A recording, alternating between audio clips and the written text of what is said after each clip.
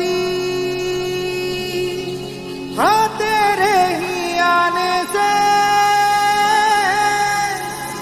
और सुंदर ये सृष्टि होती, हाँ तेरे ही आने से। मोरया मोरया गणपति बप्पा पुढच्या वर्षी मन के अंधेरे कोने में जो दानव छुपा है मोरया, उस पे ही जय हो तो दिग्विजय हो तेरी तरह मोरया। गणपति बप्पा पुढच्या वर्षी हो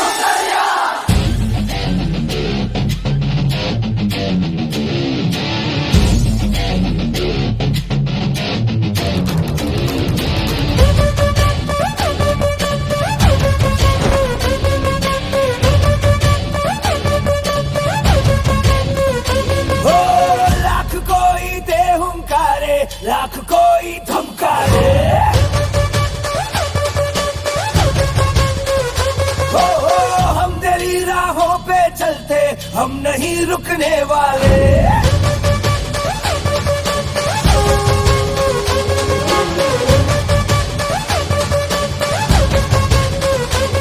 मेरा देवा देवों का देवता, माता देवा देवों का देवता, पैर रुकने ना सके झुकने ना देगा। मोरया रे मोरया, गणपति बप्पा मोरया शंभु सुताय लंबोदराय मोरया। मोरया रे बप्पा मोरया, गणपति बप्पा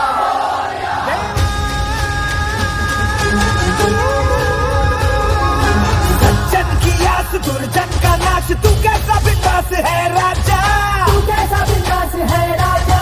तेरी हो पूजा फिर कोई दूजा, तू सबका विश्वास है राजा, तू सबका विश्वास है राजा।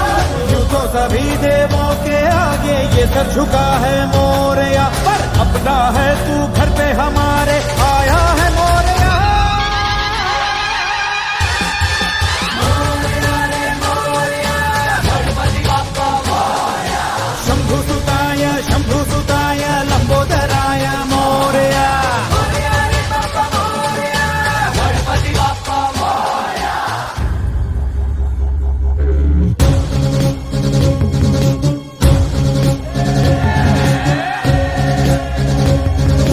गं गं गणपति गजमुख मंगल गिटि गिड़ धुन धुन धत्त थैता, जय जगवंदन वक्र तुंड धौनी दाता, विघ्न हरन शुभ करन धगिनता, विघ्न हरन शुभ करन धगिनता, विघ्न हरन शुभ करन धगिनता। धुम किट धलांग धलांग धलगिनता, धलांग धलांग धलगिनता, धलांग धलांग धलगिनता।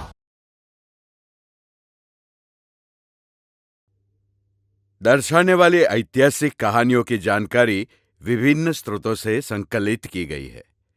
लेखक या विद्यालय प्रशासन इसकी सटीकता, पूर्णता या विश्वसनीयता की गारंटी नहीं देते हैं।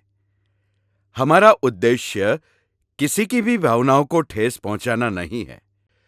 हम बस हमारे भारत देश के महान हिंदू शासकों की गौरव गाथा नई पीढ़ी तक पहुंचाना चाहते हैं। मम्मा भूख लगी है, जल्दी कुछ खाना दो।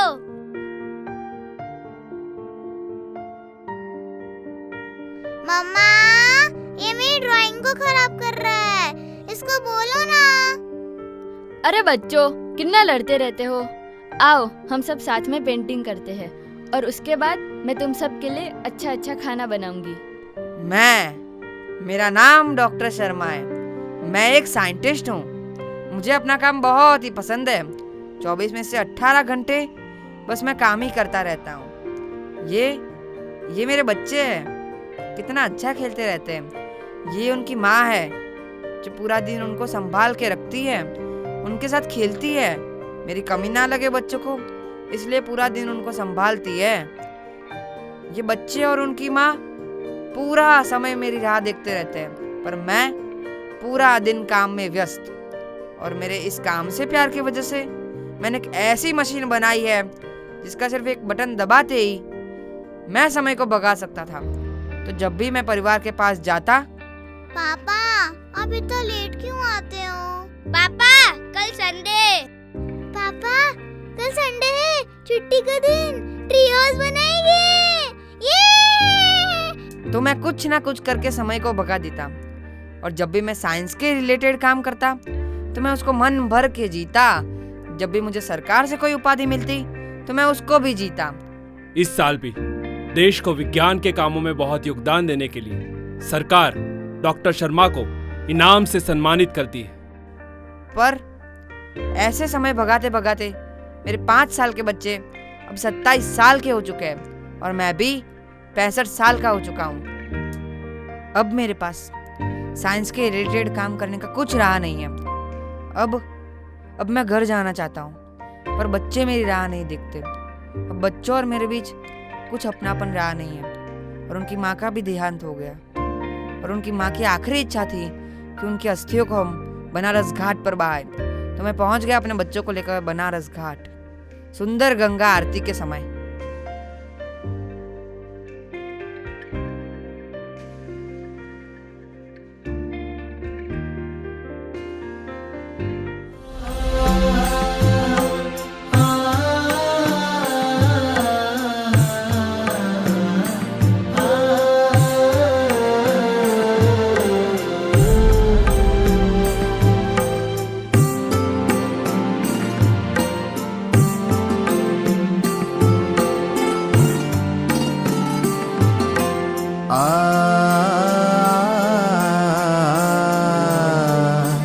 ओम जय गंगे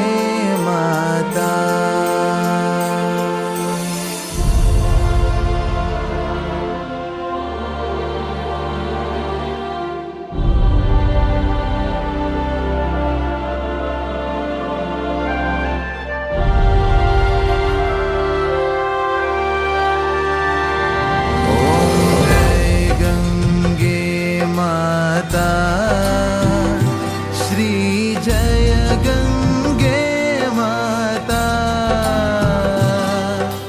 जो नर तुमको ध्याता, जो नर तुमको ध्याता, मन वांछित फल पाता।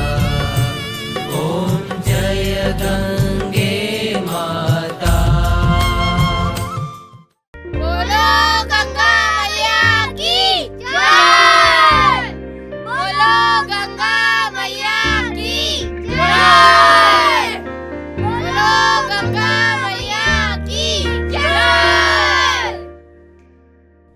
अरे फूल ले लो फूल, रंग बिरंगी फूल, लाल फूल, पीला फूल, नीला फूल। अरे बहन जी फूल ले लो फूल। लो ये बैठी मैया। अरे भैया मैं नैया में बैठो, चमेली नाम है मेरी नैया का। ऐसा चक्कर लगाऊंगा कि घाट की सुंदरता देखकर चक्कर ही आ जाएंगे।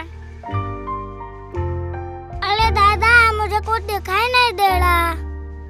अरे मेरे गोलू मोलू, तुझे तो मैं उठा कर गंगा दर्शन कराऊंगा।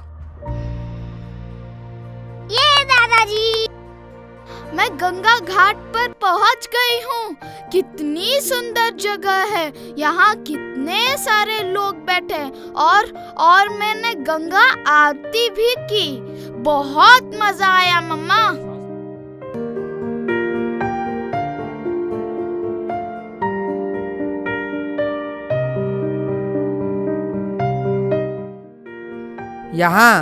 यहीं तुम्हारी माँ की आखिरी इच्छा पूरी करनी है।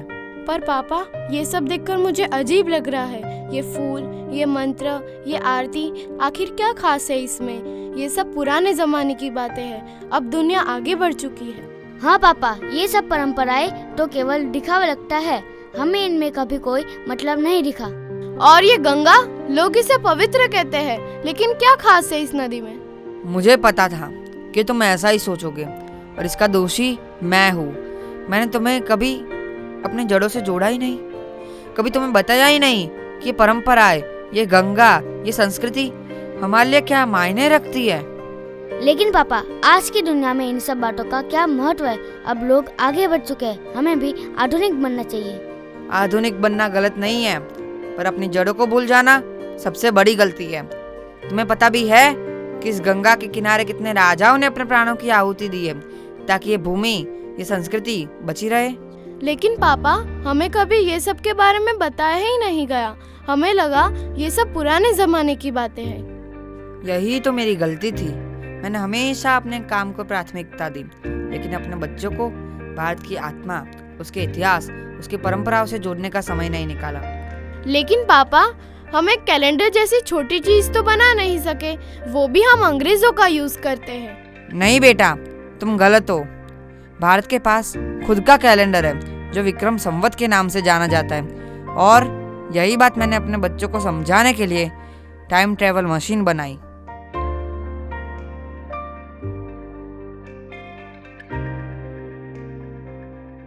इस टाइम ट्रेवल मशीन से मैं तुम्हें एक ऐसे युग में ले चलता हूँ जब सोने के सिक्कों का चलन था। चलो, मैं तुम्हें ले चलता हूँ विक्रमादित्य से विश्व गुरु की सफर पर। चलो।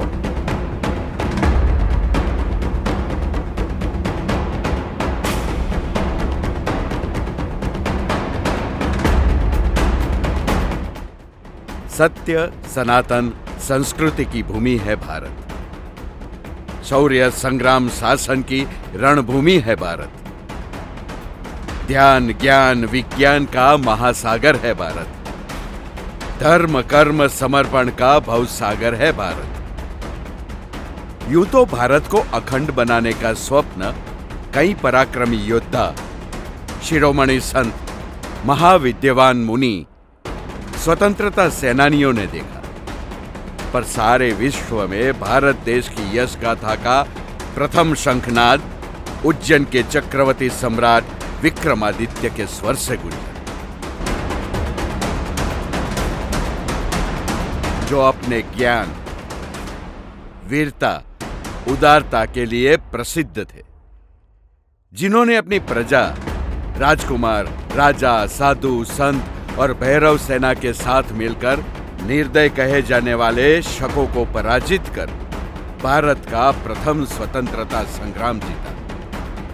इस जीत को इतिहास में सदैव अमर बनाने हेतु एवं हिंदू संस्कृति का प्रकाश हर पीढ़ी तक प्रकाशित करने के लिए उन्होंने अपने नवरत्नों से विचार विमर्श कर नए संवत की शुरुआत की, जिसे आज हम विक्रम संवत के नाम से जानते हैं। विक्रमादित्य की कूटनीति, कौशल, वीरता से प्रभावित होकर उनके भाई भृतहरि ने उन्हें सारा साम्राज्य सौंपकर उनका राज्याभिषेक किया।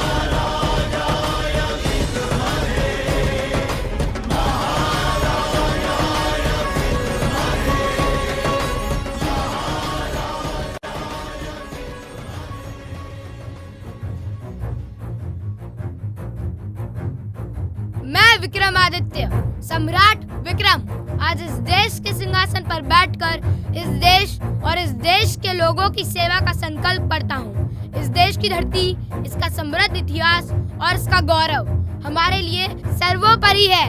मैं इस शासन को न्याय, सत्य और धर्म के सिद्धांतों पर आधारित रखूंगा। महाराज विक्रमादित्य की जय! महाराज विक्रमादित्य की जय! विक्रमादित्य का दरबार केवल एक शासन नहीं था, बल्कि वह एक सांस्कृतिक केंद्र था। उनके नवरत्न कालिदास, वररुचि, अमर सिंह और अन्य महान विद्वान भारत की सभ्यता और संस्कृति के अद्वितीय स्तंभ थे। उनके नेतृत्व में ज्ञान, कला और न्याय के नए आयाम स्थापित हुए। आइए देखें कि कैसे विक्रमादित्य और उनके नवरत्नों ने भारतीय सभ्यता के नए सोपान तय किए।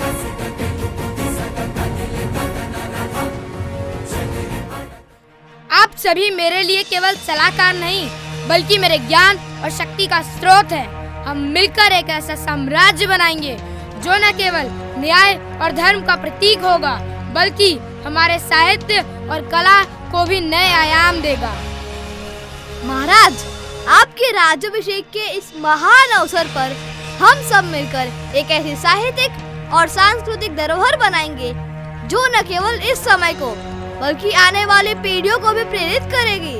सच है महाराज, हमें एक नया संवत शुरू करना चाहिए जो इस महान विजय का प्रतीक हो और जो समय की गिनती को सही तरीके से मापे।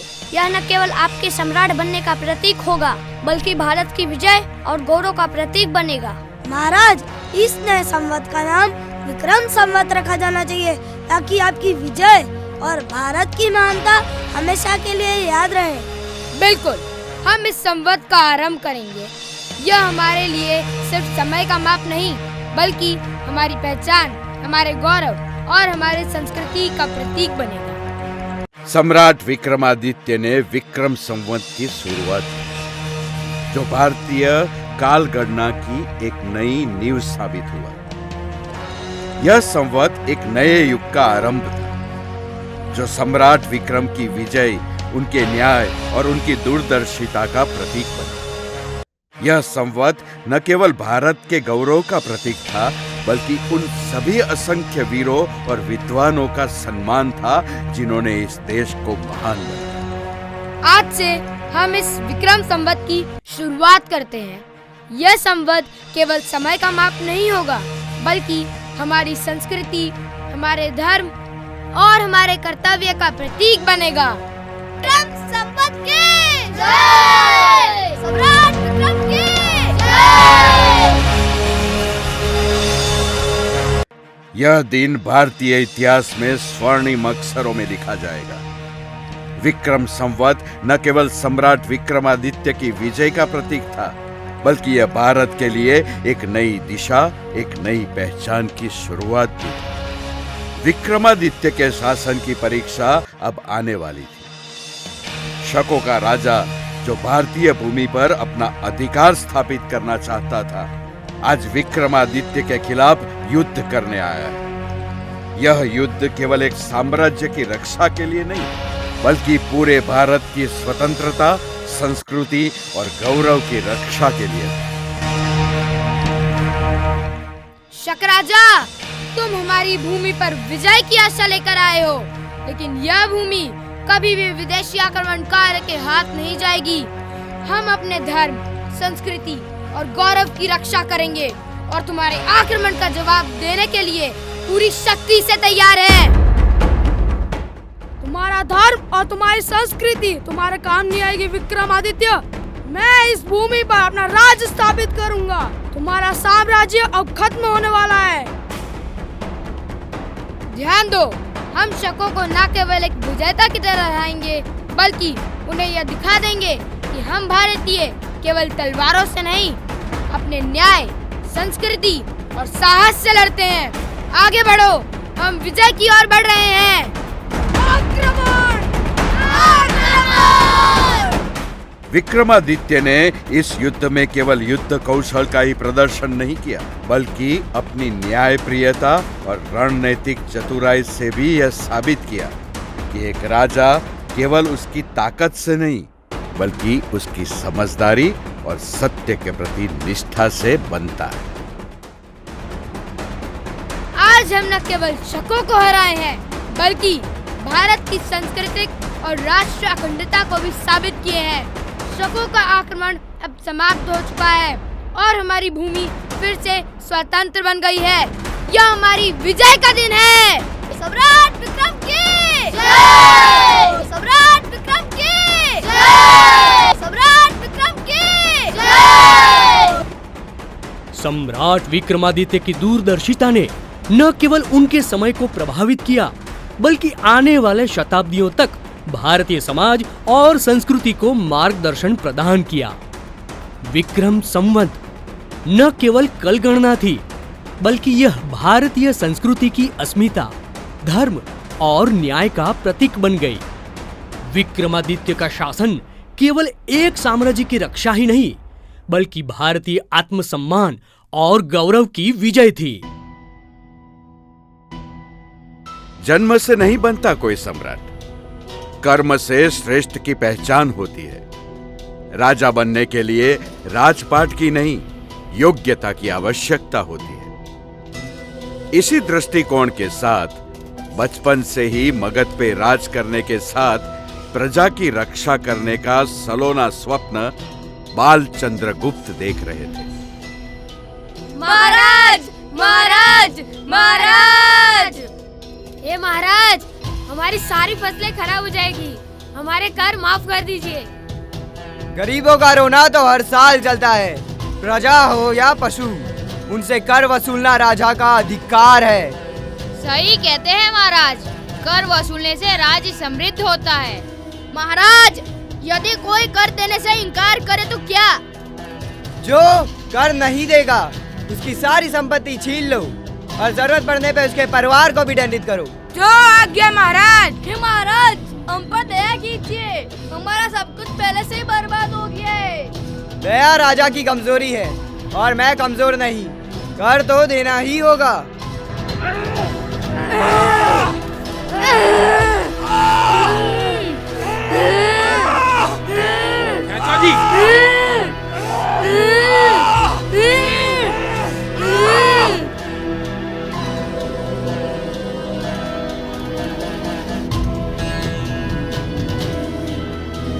मगध की प्रजा इस अत्याचार से त्रस्त थी। राजा धनानंद का अन्याय अपने चरम सीमा पर था, लेकिन इतिहास बदलने वाला था। मगध के दरबार में एक ऐसा क्षण आने वाला था जो इस अत्याचार का अंत करने का मार्ग प्रशस्त करेगा।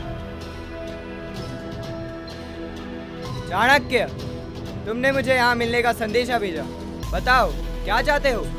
महाराज, मैं यहाँ आपको चेतावनी देने आया हूँ। आपकी क्रूरनीति और अत्याचार मगध को नष्ट कर देंगे। एक राजा का धर्म होता है प्रजा की सेवा करना, उनका शोषण नहीं। तुम कौन होते हो मुझे राजा का धर्म सिखाने वाले? मैं मगध का स्वामी हूँ, मेरी मर्जी ही यहाँ का कानून है। ऐसे अहंकारी राजा का अंत निश्चित है। तुम्हारे अन्याय का उत्तर प्रजा देगी।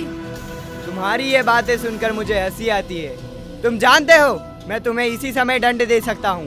मुझे सजा देने से पहले ये जान लो कि मैं तुम्हें गद्दी से उतरवा सकता हूँ। ये प्रतिज्ञा है मेरी। सैनिकों, इस ब्राह्मण को दरबार के बाहर फेंक दो और इसकी चोटी काटकर इसे अपमानित करो।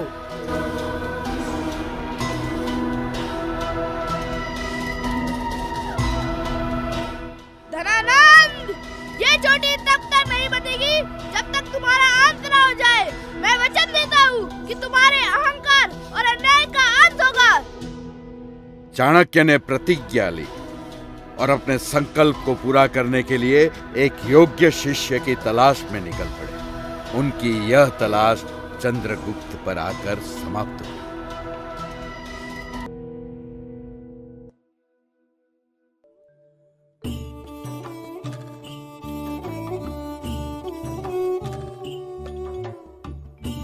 ये बालक साधारण नहीं है, इसमें राजा बनने की योग्यता है। ये हमारे भारत का भविष्य है।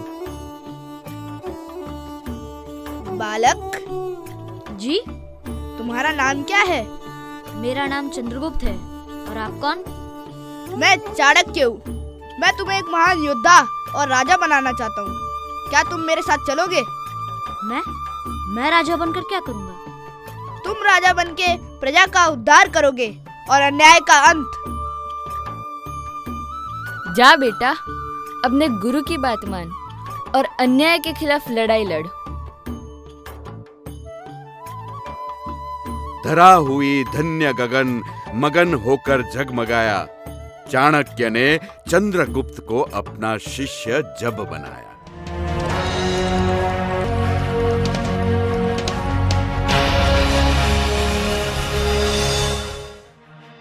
राजा की ताकत उसकी प्रजा होती है। अगर प्रजा खुश है तो राजा को कोई हरा नहीं सकता। लेकिन गुरुदेव, धनानंद को हराने के लिए हमें क्या करना होगा? धनानंद को हराने के लिए बुद्धि और साहस चाहिए। सही समय पे सही चाल ही हमें विजय दिलाएगी। ये चंद्रगुप्त और चाणक्य कौन है जो मेरे साम्राज्य को चुनौती दे रहे हैं? महाराज, ये विद्रोही आपको आपकी गद्दी से हटाने आए हैं। मेरी सेना को आदेश दो और इन्हें कुचल दो।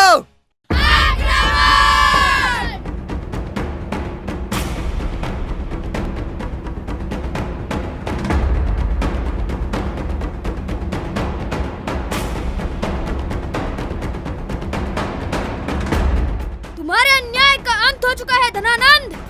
अब ये प्रजा का साम्राज्य है।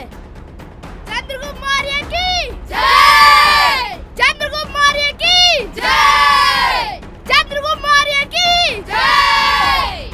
चंद्रगुप्त और चाणक्य की यह गाथा हमें सिखाती है कि साहस और संकल्प से बड़ा अन्याय खत्म किया जा सकता है। यह कहानी न्याय और समानता के मार्ग पर चलने की प्रेरणा देती है। कसौटी कितनी भी कठिन क्यों ना हो, शूरवीर हमेशा तत्पर रहता है। मानव जब महान बनने का प्रण कर ले तो यश गाथा स्वयं इतिहास कहता है। इतिहास ने चीख चीख कर उस राजा को भारत के महानतम एवं शक्तिशाली सम्राटों की सूची के शीर्ष पर विराजित कर दिया, क्योंकि वो युद्ध कला, रणनीति, कूटनीति सभी क्षेत्रों में पारंगत थे, जिसे आज हम महाप्रतापी चक्रवर्ती सम्राट अशोक के नाम से पहचानते हैं।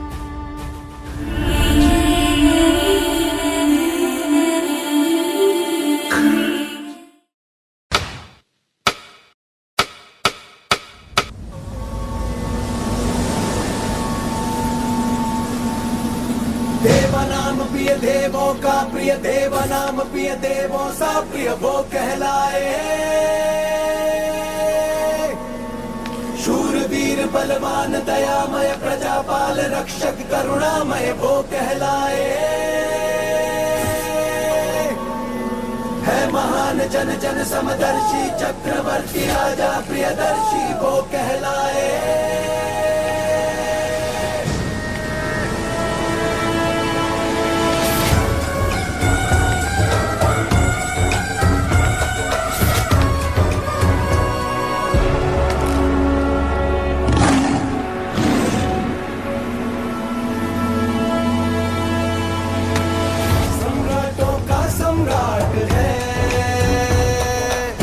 सम्राटों में विराट है,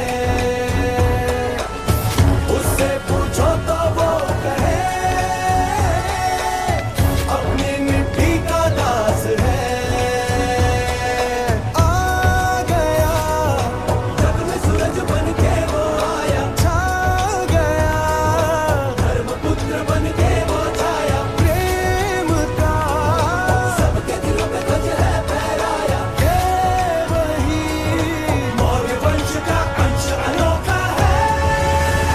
अशोका है अशोका हा अशोका है अशोका हा अशोका है अशोका हा अशोका है अशोका हा।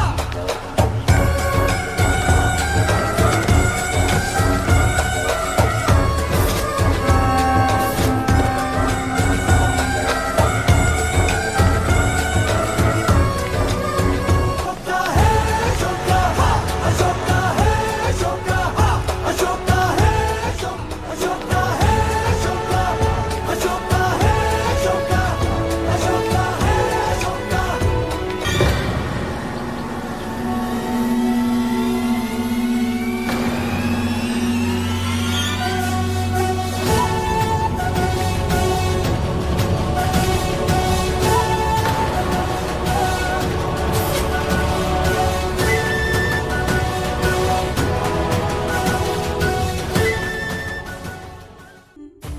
किसी भी राजा की तलवार में इतना सामर्थ्य नहीं था जो चक्रवर्ती सम्राट अशोक का सीना चीर सके।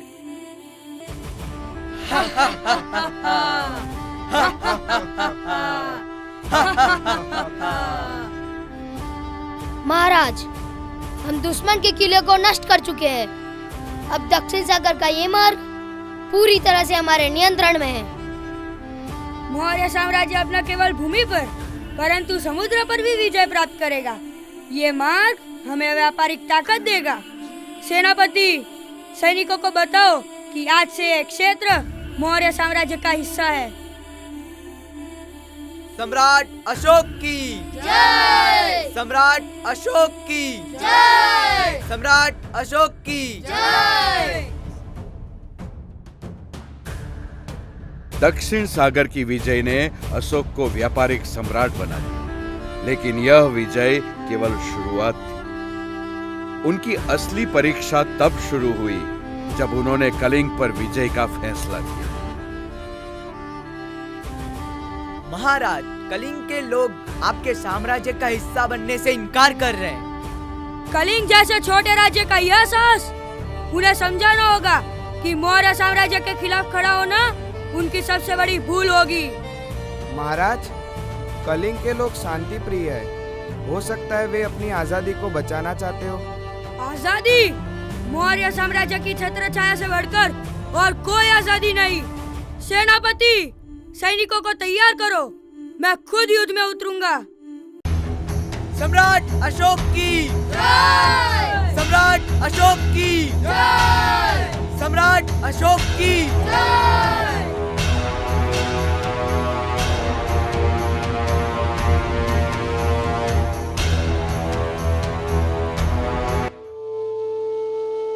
महाराज, हमने कलिंग की आधी सेना को हरा दिया है।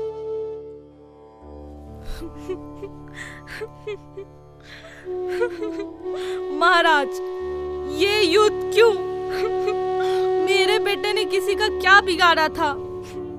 वो तो बस खाना लाने गया था।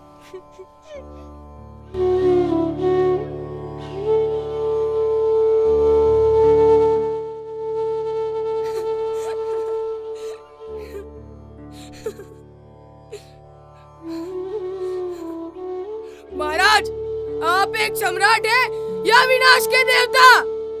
ये युद्ध नहीं, नरसंहार है। आपने हमारी हर खुशी छीन ली। मेरे कुल कुटुंब सब मारे गए। मेरा इस संसार में कोई नहीं। मैं आपसे जीवन नहीं, मृत्यु मांगने आया हूँ महाराज। मुझे मृत्यु दे दो महाराज, मुझे मृत्यु दे दो, मुझे मृत्यु दे दो।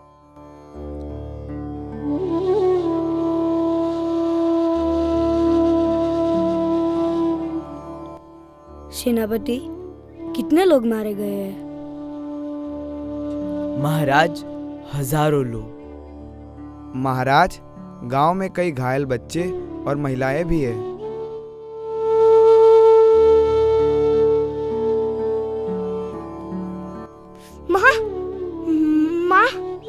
महाराज, महाराज, मेरी माँ कहाँ है? वो मुझे खोजने आई थी। क्या मैंने केवल विजय के लिए इतने मासूमों की जान ले ली? ये कैसी जीत है? ये कैसी जीत है?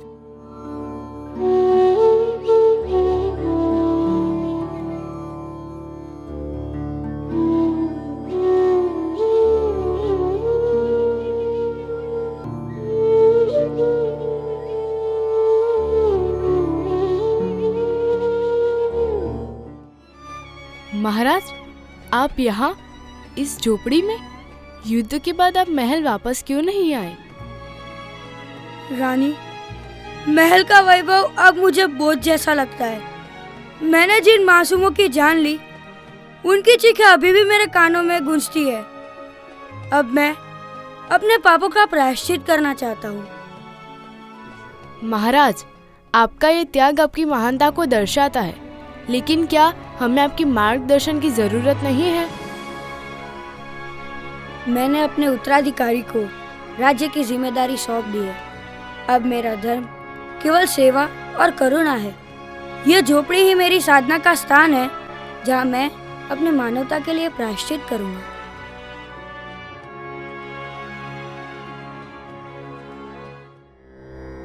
उन्होंने अब आजीवन युद्ध ना करने का प्रण लेकर बौद्ध धर्म स्वीकार कर लिया और चल पड़े क्रूरता से करुणामय की यात्रा की ओर। बनते, मेरी आत्मा पाप और दुख से भर गई है। मुझे शांति चाहिए बनते, मुझे शांति चाहिए।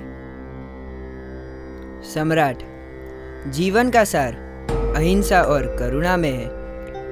हिंसा केवल विनाश लाती है। सच्चा राजा वो है जो अपनी प्रजा की भलाई के लिए काम करे। बनते, आज से मैं हिंसा का त्याग करता हूँ और अहिंसा का पालन करूँगा। बुद्धं शरणं गच्छामि।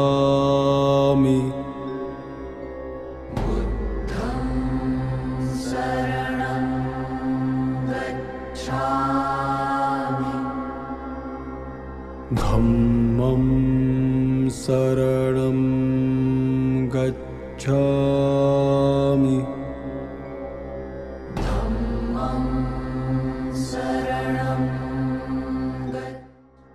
प्रजाजनों, कलिंग के युद्ध ने मेरी आंखें खोल दी है। अब मेरा धर्म केवल अहिंसा होगा। मैं बौद्ध धर्म अपनाकर मानवता की सेवा करूंगा। हर गांव में धर्मशाला और स्तूप बनेंगे। सच्चा सम्राट वही है जो प्रेम और करुणा से शासन करे। अब मेरा जीवन मानवता के लिए समर्पित है। सम्राट अशोक की जय, अहिंसा की जय, सम्राट अशोक की जय, अहिंसा की जय, सम्राट अशोक की जय, अहिंसा की जय। बुद्धं शरणं। उन्होंने थाईलैंड, मलेशिया, इंडोनेशिया, सिंगापुर तक बौद्ध धर्म का पुरजोर प्रचार किया एवं सभी धर्मों के प्रति सदैव आदर सम्मान का भाव रखा। क्रूरता से विश्व जीतने वाला माया की शैया पर सोता है। मानवता से मन जीतने वाला असली चक्रवर्ती सम्राट होता है। शासन, शक्ति, संग्राम में जो निपुण हो उसे दुनिया राजा कहती है, पर जो शौर्य, दान, ज्ञान, कला में संपूर्ण हो उसे इतिहास सम्राट हर्षवर्धन के नाम से संबोधित करती है। थानेसर की धरती इस वक्त धन्य हो गई जब राजा प्रभाकर वर्धन के घर तेजस्वी बालक हर्षवर्धन की किलकारियां गूंजी। जब दुश्मनों ने उनकी विवाहित बहन राजश्री के पति गृहवर्मन को मारकर राजश्री को बंदी बना लिया एवं बड़े भाई राज्यवर्धन की हत्या कर दी। किशोरावस्था में ही हर्षवर्धन ने थानेसर का उत्तरदायित्व संभाल लिया।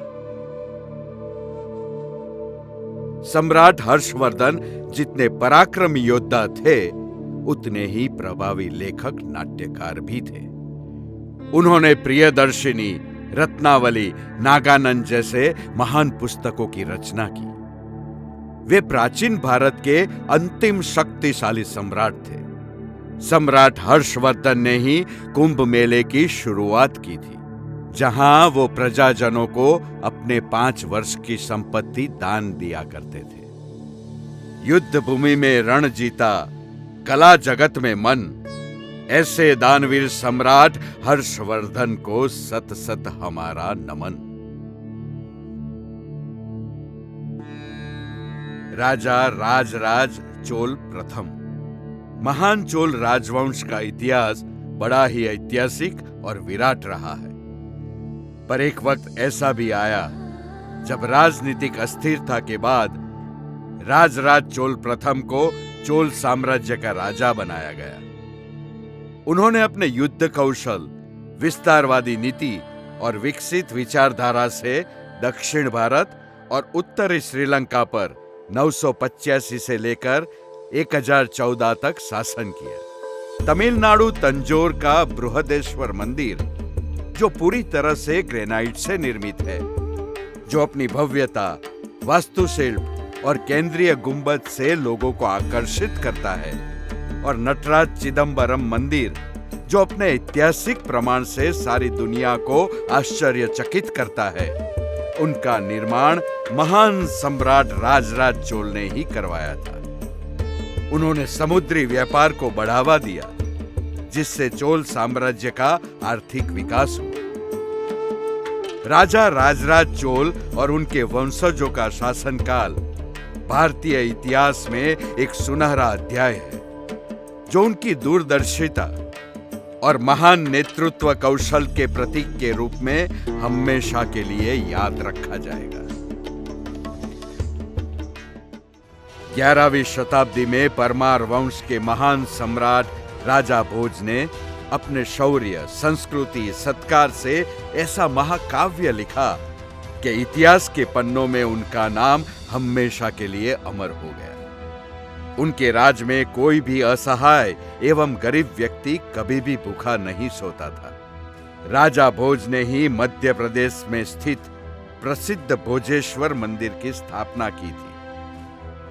राजा भोज की कलम ने कई रचनाओं की उत्पत्ति की, जिसमें मुख्य सरस्वती कंठाभरण, श्रृंगार मंजरी, चंपू रामायण, चारुचर्या, तत्व प्रकाश, व्यवहार समुच्चय थे। महान सम्राट राजा भोज का अद्वितीय योगदान भारतीय संस्कृति की रगों में हमेशा ही गूंजता रहेगा।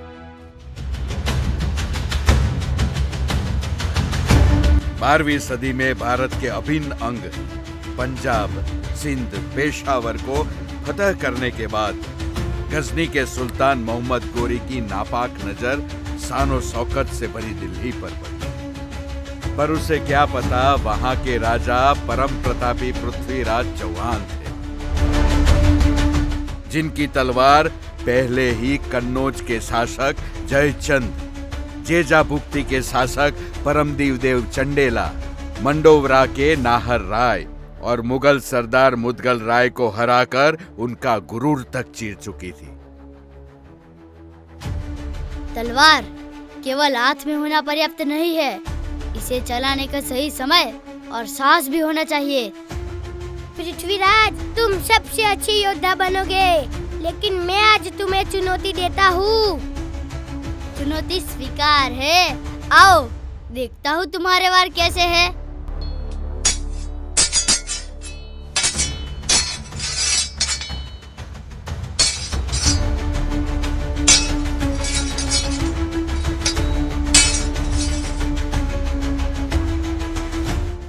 पृथ्वीराज, तुमसे मुकाबला करना तो मुश्किल है।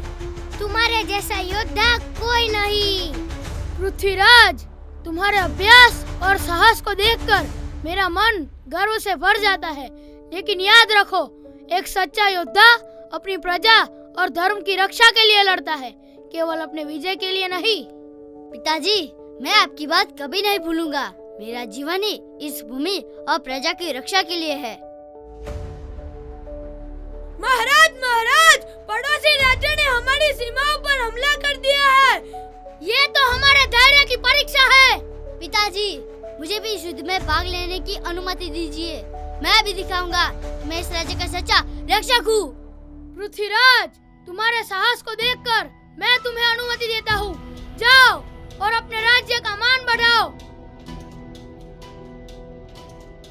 पृथ्वीराज चौहान और कन्नौज की राजकुमारी संयोगिता का प्रेम इतिहास के पन्नों में अमर है। परंतु संयोगिता के पिता जयचंद पृथ्वीराज से द्वेष रखते थे। उन्होंने पृथ्वीराज को अपमानित करने के लिए स्वयंवर में आमंत्रित नहीं किया। मैंने पृथ्वीराज के वीरता के किस्से सुने हैं। मुझे यकीन है कि वही मेरे सच्चे जीवन साथी है। संयोगिता, ये नाम मत लो, वो हमारे शत्रु है। तुम इस स्वयंवर में किसी और का वर्णन करोगी। लेकिन पिताजी, मैं पृथ्वीराज को अपना पति मान चुकी हूँ।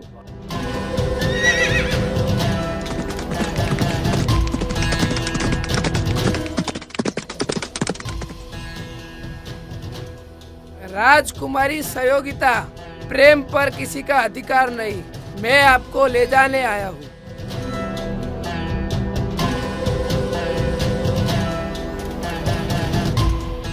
ये अपमान मैं कभी नहीं भूलूंगा।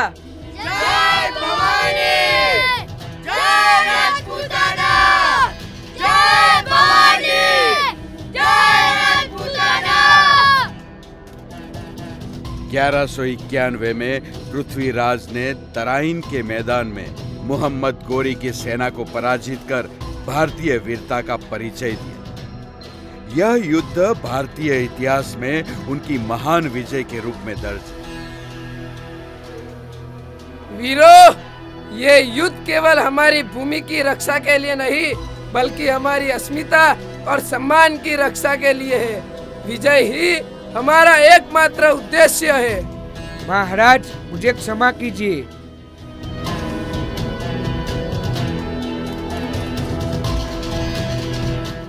हम राजपूत क्षमा करना जानते हैं। तुम्हें जीवन दान देता हूँ, लेकिन इसे मेरी कमजोरी मत समझना। महाराज, मैं आपकी उदारता का आभारी रहूंगा। पर यह माफी गलती तब बन गई जब सम्राट पृथ्वीराज ने 17 बार मोहम्मद गोरी को हराकर जिंदा छोड़ दिया। 1192 में तराइन के दूसरे युद्ध में मोहम्मद गोरी ने धोखे से पृथ्वीराज को पराजित किया। उन्हें बंदी बनाकर गोरी के दरबार में ले जाया गया।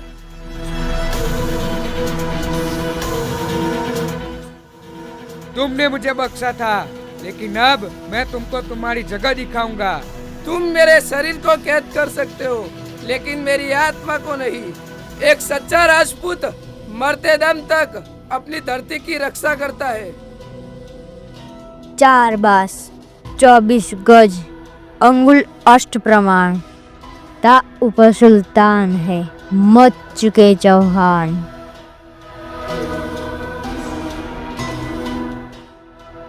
चंदबर दाई की सहायता से पृथ्वीराज ने बंदी अवस्था में भी अपनी वीरता दिखाई। उन्होंने गोरी को मारकर अपना प्रतिशोध लिया। पृथ्वीराज चौहान की वीरता और साहस ने भारतीय इतिहास में अमिट छाप छोड़ी। उनका जीवन आज भी हर भारतीय को प्रेरणा देता है। पृथ्वीराज चौहान ने दिखाया कि सच्चा वीर वही है जो अपने धर्म, भूमि और सम्मान के लिए प्राणों की आहुति दे। हमें उनके बलिदानों को कभी नहीं भूलना चाहिए। राजपूतों का रक्त उसमें शूरवीर स्वाभिमानी था। एक अकेला हिंदू योद्धा लाखों मुगलों पर भारी था।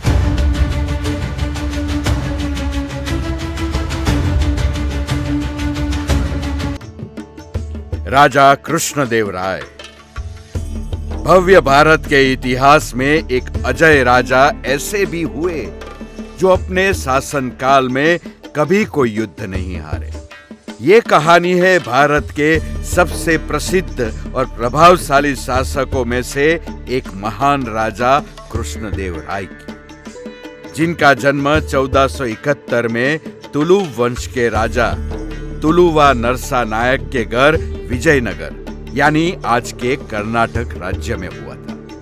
उन्होंने तेलुगु भाषा के अष्टदिग्गज विद्वानों को अपने दरबार में संरक्षण दिया, जिससे उनका दरबार एक सांस्कृतिक केंद्र बन गया। तेनाली रामाकृष्ण जैसे महान राज्य सलाहकार इन्हीं अष्टदिग्गज में से एक थे। राजा कृष्णदेव राय ने ही आदर्श शासन पर प्रकाश डालने वाला तेलुगु महाकाव्य अमुक्तमाल्यद की रचना की है। ऐसे महान सम्राट के बारे में पढ़कर सम्मान से सर झुक जाता है।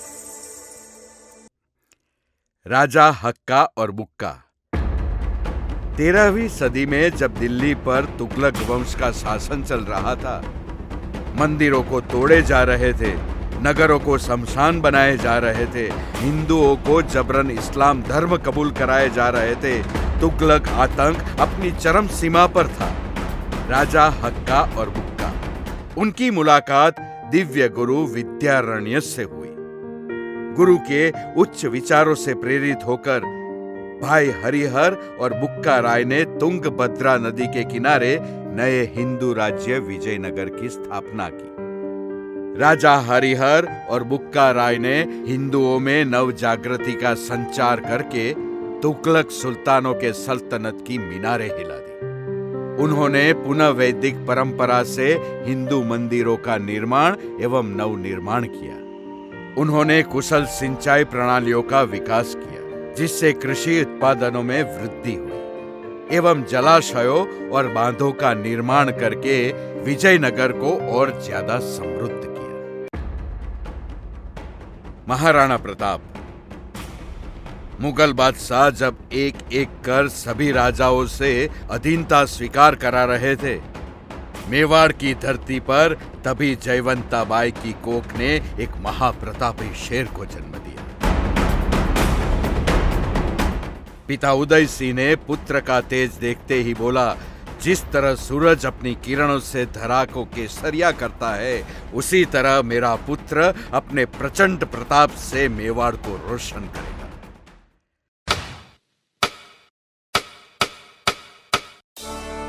झूम झूम बादल बादल बस उसका राग सुनाता था। उस बालक के कदमों को पर्वत भी रोक न पाता था। मेवाड़ की धरती का हर कण जिसे अपना लाल बुलाता था। वो महाबली, वो महावीर, वो महाराणा कहलाता था। मां के चरण कमल में वो अपना शीश झुकाता था। अपने पिता की आज्ञा को ईश्वर की वाणी बताता था। जिसकी तलवार की झलक से दुश्मन का दिल घबराता था। वो अजर अमर, वो शूरवीर, वो महाराणा कहलाता था।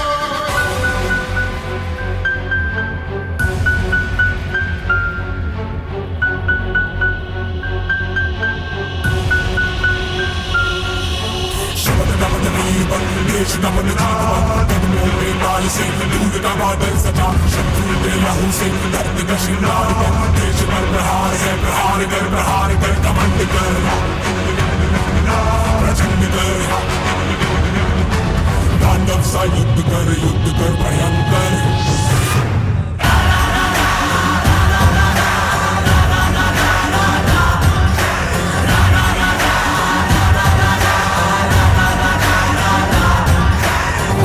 शमशीर से दुश्मन पे वार कर, हौसलों को चीर के टुकड़े हजार कर। नाच खेल मौत का जीत की धुन बना, जीत का गुमान कर। प्रहार कर देश पर प्रहार है। गुमान कर घमंड कर प्रचंड कर। तांडव सा युद्ध कर भयंकर।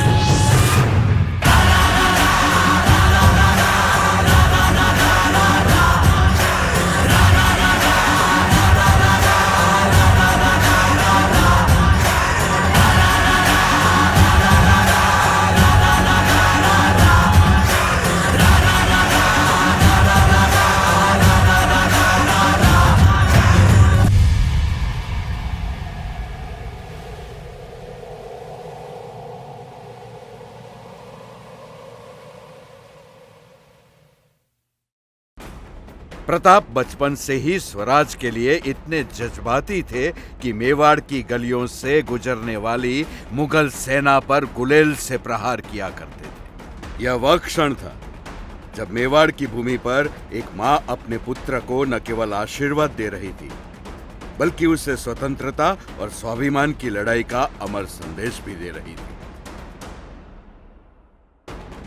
प्रताप,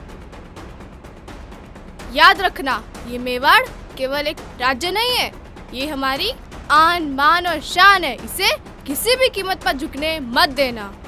माँ, जब तक मेरी ये सांसें चलेगी, मैं मेवाड़ की रक्षा के लिए अपने प्राण भी न्यौछावर कर दूंगा।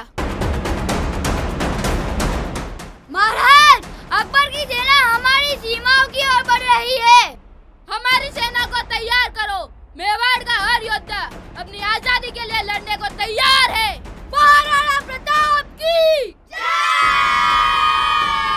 महाराणा प्रताप की जय! महाराणा प्रताप के इस प्रण के साथ एक नई कहानी लिखने का समय आ गया था। एक ऐसी कहानी जो आने वाले युगों के लिए प्रेरणा बनेगी। एक और महाराणा प्रताप स्वतंत्रता का मंत्र जप रहे थे, तो दूसरी ओर अकबर की महत्वाकांक्षा उसे अपने अधीन करना चाहती थी। यह संघर्ष दो विचारधाराओं का था। महाराणा प्रताप अब तक मेरी बातचीत को नहीं मानते। उन्हें हराना हमारी प्रतिष्ठा का प्रश्न है। जहांपना, हमारी सेना तैयार है।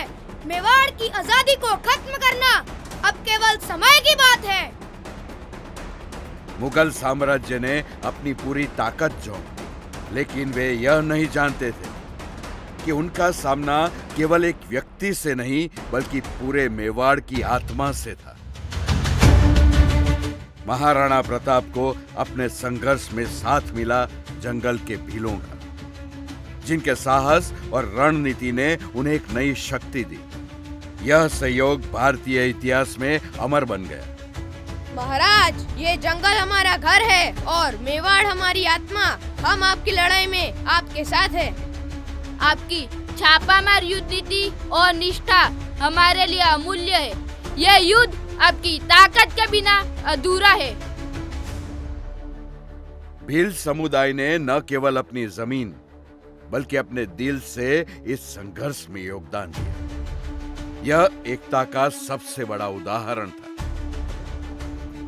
हल्दी घाटी का युद्ध, स्वाभिमान और अधीनता की सबसे बड़ी लड़ाई। यहां केवल तलवारें नहीं बल्कि आत्माएं टकरा रही थी। महाराणा प्रताप, अब तुम बच नहीं सकते। मेवाड़ का हर सैनिक अपनी आखिरी सांस तक लड़ाई करेगा। आक्रमण! आक्रमण!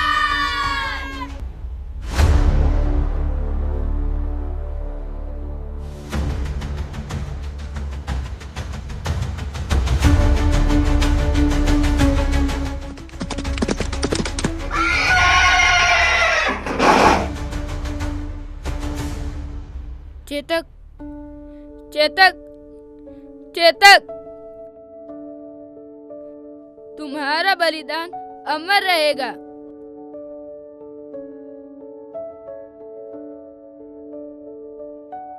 चेतक का बलिदान भारतीय इतिहास में वफादारी और साहस का सबसे बड़ा प्रतीक बन गया। यह केवल एक घोड़े का बलिदान नहीं बल्कि अपने स्वामी के प्रति अटूट प्रेम की कहानी थी। संघर्ष केवल रणभूमि तक सीमित नहीं था। महाराणा प्रताप और उनकी सेना जंगलों में भूख, अभाव और कठिनाई से लड़ रही थी, लेकिन भील समुदाय ने अपने हर संसाधन को उनके लिए समर्पित कर दिया।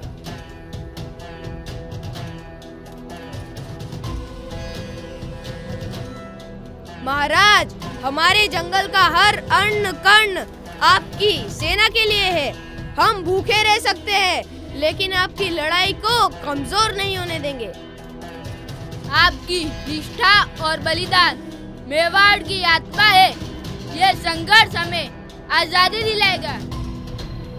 यह युद्ध केवल मेवाड़ की स्वतंत्रता का नहीं बल्कि हमारी अस्मिता और स्वाभिमान का है। आप सबके साहस और निष्ठा से मेवाड़ हमेशा स्वतंत्र रहेगा। महाराणा प्रताप की जय! महाराणा प्रताप की जय! महाराणा प्रताप की जय!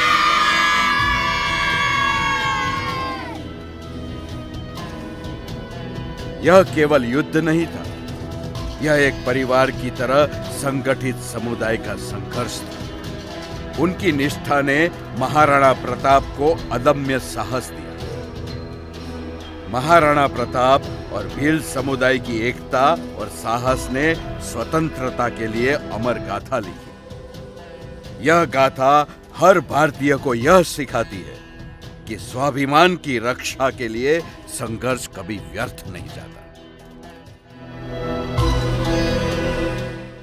रानी दुर्गावती 5 अक्टूबर 1524 को मध्य प्रदेश के चंदेल वंश के राजा कीर्ति वर्मन के घर एक ऐसी वीरांगना का जन्म हुआ जिसने मुगलों को नारी शक्ति का ऐसा विकराल रूप दिखाया कि उनकी आंखें खून के आंसू रोने लगी। इस यशस्वी रानी का नाम दुर्गामती था।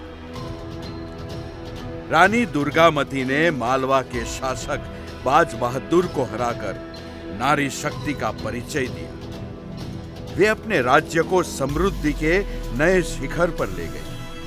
रानी दुर्गावती ने अपने राज्यकाल में 52 युद्ध लड़े, जिसमें 51 बार अपराजिता रही। लेकिन अंतिम युद्ध में मुगल आसक खान ने धोखे से रानी के हजारों सैनिकों को मार दिया।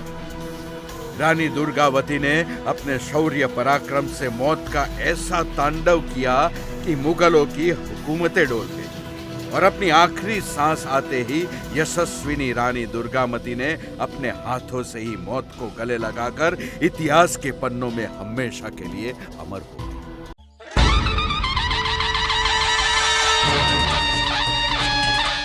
छत्रपति शिवाजी महाराज 19 फरवरी 1630 की रोज महाराष्ट्र में मुगलों को साक्षात काल के दर्शन कराने वाले हिंदू हृदय सम्राट छत्रपति शिवाजी महाराज का जन्म हुआ। महान माता जीजाबाई ने बचपन से ही शिवाजी महाराज की रगों में स्वतंत्र स्वराज का शोला गोला था।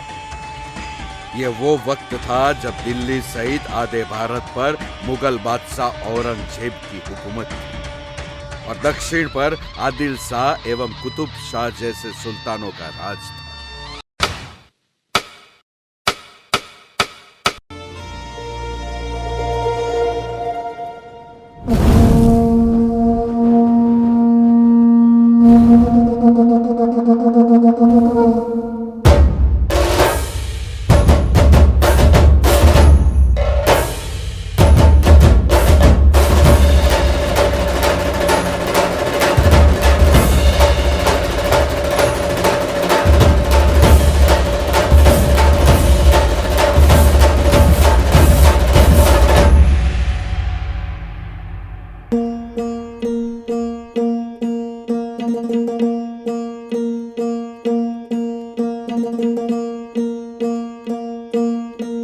सरर होलिका जले शत्रु राह में मिले हमने, जब जब शमशीरें ताने है माए भवानी।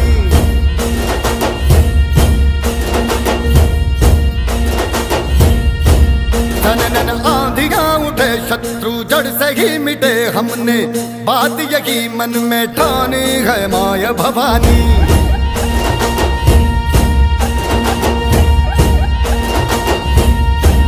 हम सब मर्द मावड़े बड़े खुददार हैं, अब हर एक दिन स्वराज का त्योहार है। अब ये शीश ना झुके तेरी लाज हम रखे, तेरे चरण की शपथ मां जगदम्बे है माया भवानी।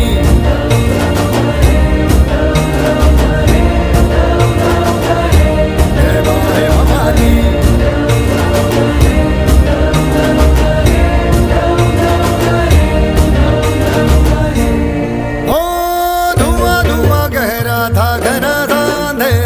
तूने उसमें रोशनी भरी है, दान दिया भक्ति का, दान दिया शक्ति का, तूने ही तो झोलियां भरी। जो भी बरसों बरसों तरसे थे आई न होठों पे हंसी, अम्बे माता तेरी कृपा से मेरे घर में आई खुशी। हम चट्टान से डटे कभी ना राह से हटे हमने, बात यही मन में ठाने है माया भवानी।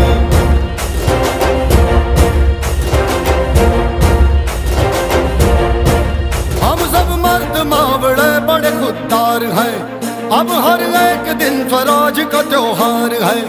अब ये शीश ना झुके तेरी लाज हम रखे, तेरे चरणों की शपथ मां जगदम्बे है माया भवानी।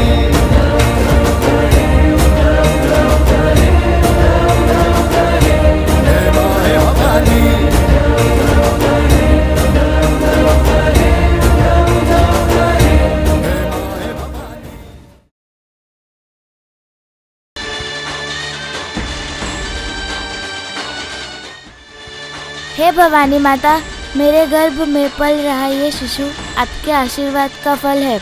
इसे वीर, न्यायप्रिय और धर्म का रक्षक बनाना। ये बालक केवल मेरा पुत्र नहीं, आपकी कृपा से मराठा भूमि का उद्धारक बनेगा। महारानी जी, बधाई हो, एक पुत्र रत्न का जन्म हुआ है।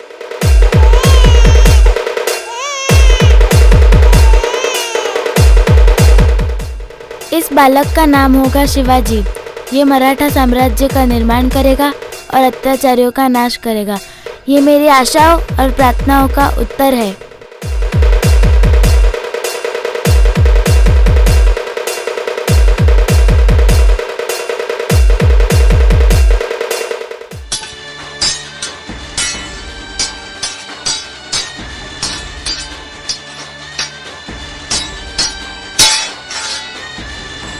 शिवा, तलवार केवल एक हथियार नहीं, वो धर्म और न्याय का प्रतीक है। उसे केवल सही उद्देश्य के लिए उठाना चाहिए। याद रखना, जो तलवार के साथ जन्म लेता है वही उसे सही तरीके से चलाने का उत्तरदायित्व भी लेता है। गुरुजी, मैं अपनी प्रजा की रक्षा करूंगा और मराठा साम्राज्य को सबसे महान बनाऊंगा। मुगल और आदिल शाही का अत्याचार,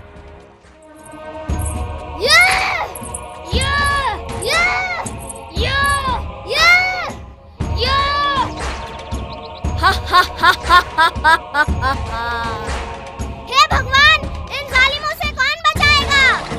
हमने सब कुछ खो दिया है। हम शिवा से आस लगाए बैठे हैं।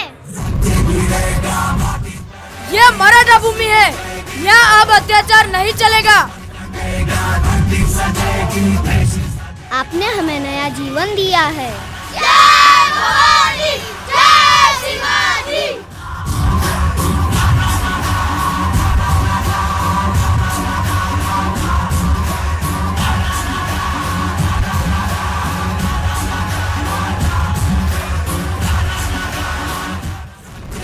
तोरणा किले पर विजय।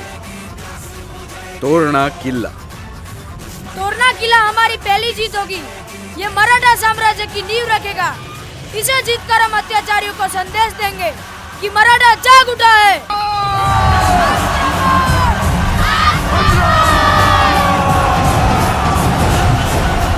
ये केवल एक किला ही नहीं, हमारी आजादी और मराठा गौरव का प्रतीक है।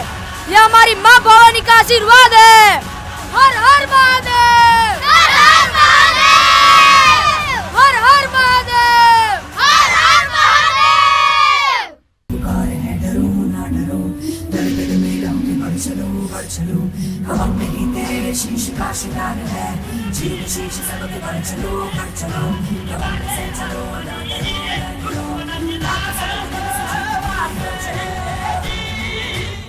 शिवनेरी किला। शिवा, तूने मेरे सपनों को साकार किया। तूने मराठा साम्राज्य की नींव रखी है। माँ भवानी का आशीर्वाद तुझ पे सदा बना रहेगा।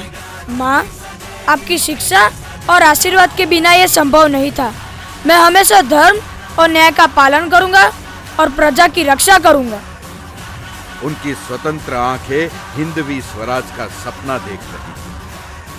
उन्होंने मात्र 15 वर्ष की उम्र में ही संपूर्ण भारत पर हिंदू हुकूमत स्थापित करने की प्रतिज्ञा लेकर मुगलों पर आक्रमण करने की शुरुआत कर दी थी। साथियों, यह हमारी शुरुआत है। मराठा साम्राज्य हमेशा धर्म, न्याय और प्रजा की रक्षा के लिए कार्य करेगा। यह हमारी मातृभूमि है। इसे सुरक्षित रखना हमारा धर्म है। हर हर महादेव।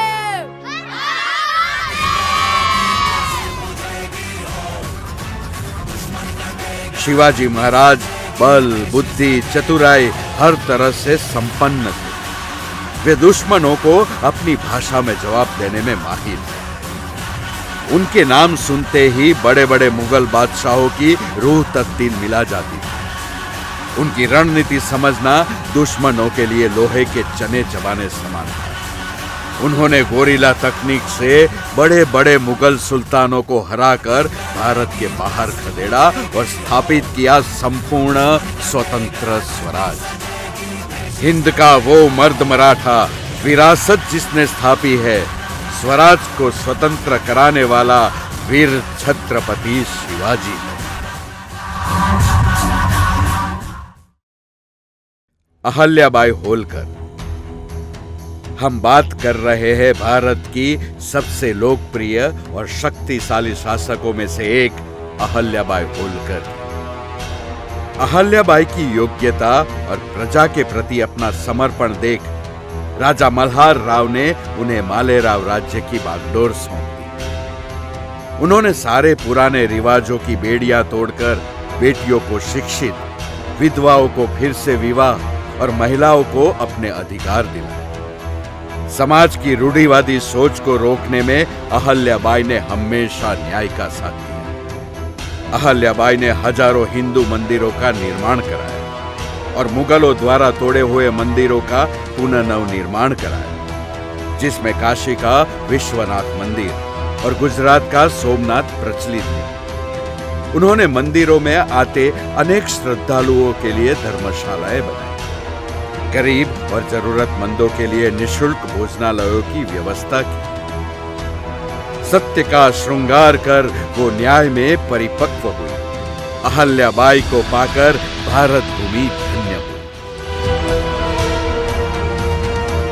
रानी लक्ष्मीबाई।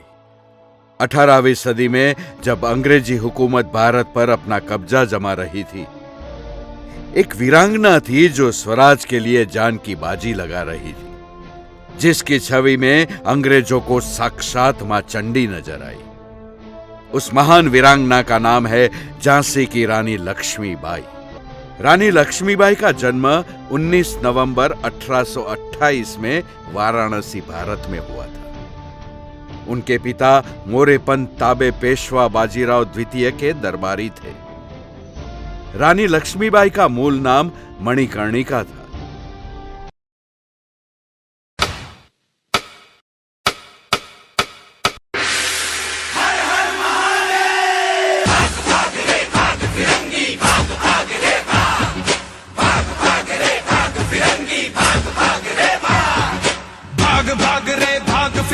झांसी की रानी आई है, भाल तिलक और हाथ खड़क, दुर्गा है काली माई है। अश्व चढ़ी प्रचंड विकट ये मनु है लक्ष्मी बाई है, शोले बरसेंगे अब तुझ पर तेरी शामत आई है। शकल नयन की धार तो देखो, गज पर भारी भार तो देखो, तेरे शीश को लेने झांसी की रानी आई, झांसी की रानी आई। भाग भाग रे भाग फिरंगी, झांसी की रानी आई है, भाल तिलक और हाथ खड़क, दुर्गा है काली माई है।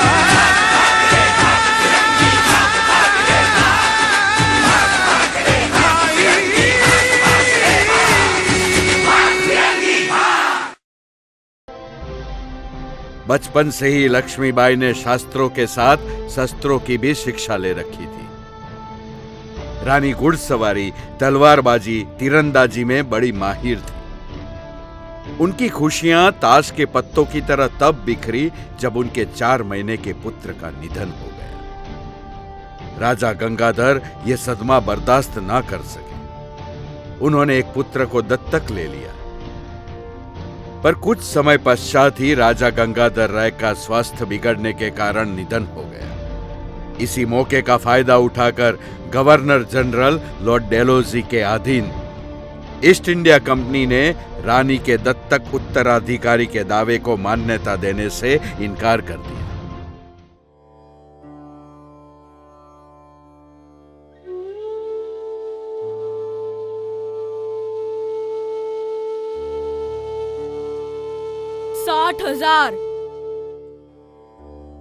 साठ हजार इन अंग्रेजों ने बोली लगाई है हमारे इस अनमोल झांसी की। वो चाहते हैं कि हम झांसी उनके हवाले कर दे, हरगिज नहीं। आपके पिता के जाने के बाद इन अंग्रेजों ने आपको झांसी का वारिस मानने से इनकार कर दिया। वो चाहते हैं कि हम उनकी गुलामी स्वीकार कर ले, लेकिन अगर हम झांसी उनके हवाले कर दे तो हमारा इस धरती से नाता हमेशा के लिए टूट जाएगा। आपके पिता ने जो झांसी के लिए सपने देखे थे वह सब मिट्टी में मिल जाएंगे। और अगर हम युद्ध के मैदान में उनका सामना करते हैं तो फिर आपकी रक्षा कौन करेगा? हम नहीं जानते कि सही क्या है, हक की लड़ाई या माँ का कर्तव्य। किसे चुने हम, ममता को या जिम्मेदारी को? कैसी दुविधा है ये।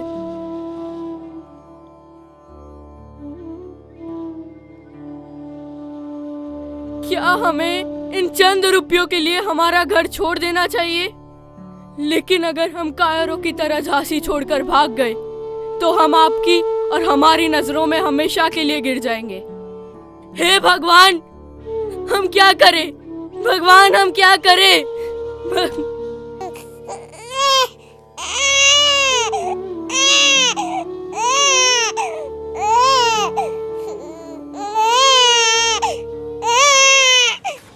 हाँ दामोदर, हम लड़ेंगे। हक के लिए हम जरूर लड़ेंगे और एक माँ का कर्तव्य भी पूरी तरह से निभाएंगे ताकि आपके भविष्य में कायरता की कोई भी परछाई ना हो। आखिरी दम तक झांसी की मर्यादा की रक्षा करेंगे। मौत को गले लगा देंगे लेकिन आप पर कोई आँच नहीं आने देंगे। ये हमारा वादा है, आपसे भी और झांसी से भी।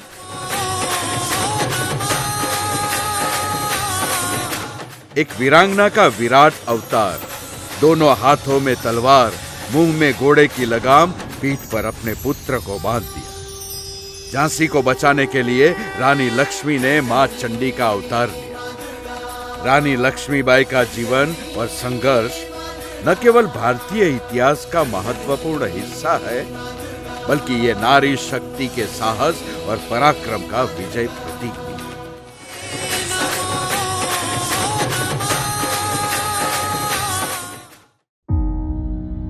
शायद अब भी आजाद ना होते, शायद अब भी गुलाम हम होते। हर वक्त करते अंग्रेज हुकूमत उस वक्त अगर सुभाष ना होते। यूं तो हिंदुस्तान को स्वतंत्रता दिलाने में कई महापुरुषों का योगदान है, पर स्वतंत्रता के महानायक थे नेताजी सुभाष चंद्र बोस, जिनका जन्म 23 जनवरी 1897 को उड़ीसा के कटक शहर में हुआ था। वे बचपन से ही बुद्धिमान एवं संवेदनशील थे, जो आजाद भारत का ख्वाब देखकर बड़े हुए थे। उन्होंने बड़ी ही मुश्किल कहे जाने वाली ICS की एग्जाम भी पास की, मगर अंग्रेजों के नीचे काम ना करूंगा कहकर ICS की नौकरी ठुकराकर अंग्रेजी हुकूमत पर जोरों से तमाचा मारा। अंग्रेजों के खिलाफ उनका विद्रोह बढ़ता ही जा रहा था। इसी चिंगारी को आग में बदलने के लिए उन्होंने अपनी तीव्र बुद्धि और राष्ट्र कार्य से अखिल भारतीय युवा कांग्रेस के अध्यक्ष का पद हासिल किया।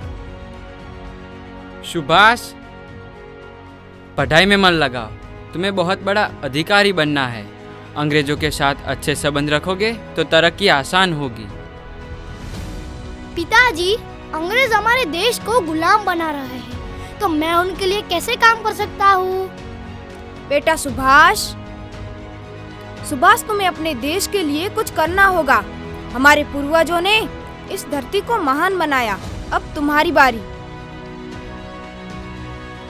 सुभाष के विचारों की स्वतंत्रता ने उन्हें कॉलेज से निष्कासित करवा दिया, लेकिन उनकी देशभक्ति को और अधिक सशक्त बनाया। तुम भारतीय कभी सभ्य नहीं बन सकते।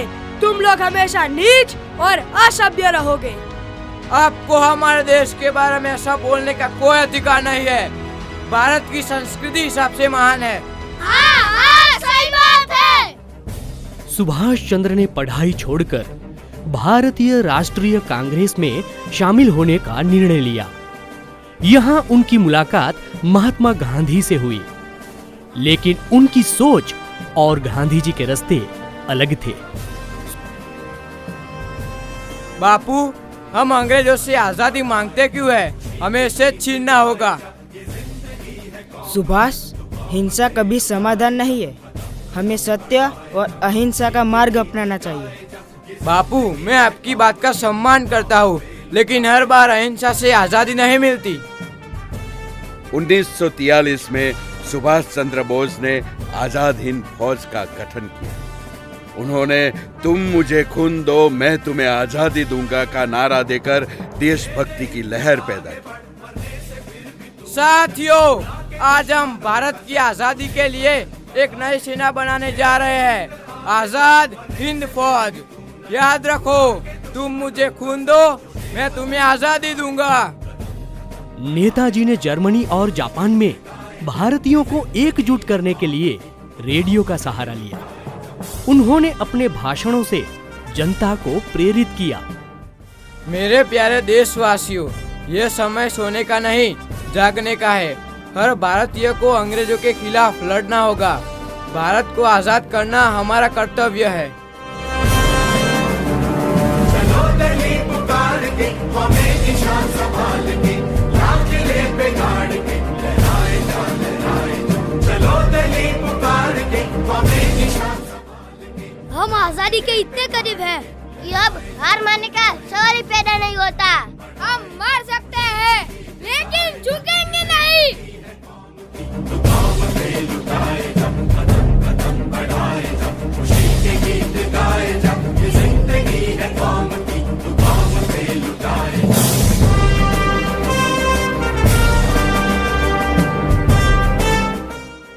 आज के मुख्य समाचार।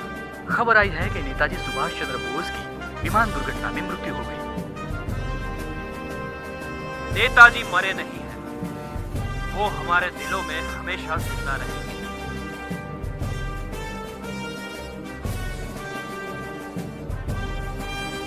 18 अगस्त 1945 में नेताजी सुभाष चंद्र बोस का विमान दुर्घटनाग्रस्त होने की खबर से देश सदमे में था, लेकिन उनका सपना कभी नहीं मरा। शहीद भगत सिंह, आज जो मैं आगाज लिख रहा हूं उसका अंजाम कल आएगा। मेरे खून का एक एक कतरा कभी तो इंकलाब लाएगा। ये शब्द है ब्रिटिश हुकूमत की धज्जियां उड़ाने वाले साहसी सरदार भगत सिंह के, जो हर भारतीय के लिए सिर्फ नाम नहीं जज्बात है।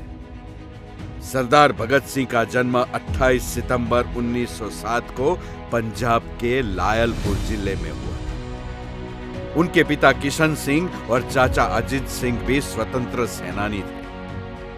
उन्हीं की क्रांतिकारी गतिविधियों से भगत सिंह को देशभक्ति की प्रेरणा मिली।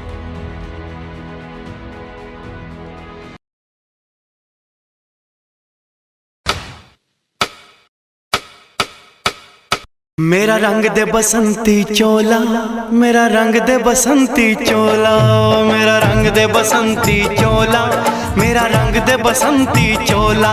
हो आज रंग दे, हो माए रंग दे, मेरा रंग दे बसंती चोला, मेरा रंग दे बसंती चोला, मेरा रंग दे बसंती चोला, मेरा रंग दे बसंती चोला, माए रंग दे बसंती चोला।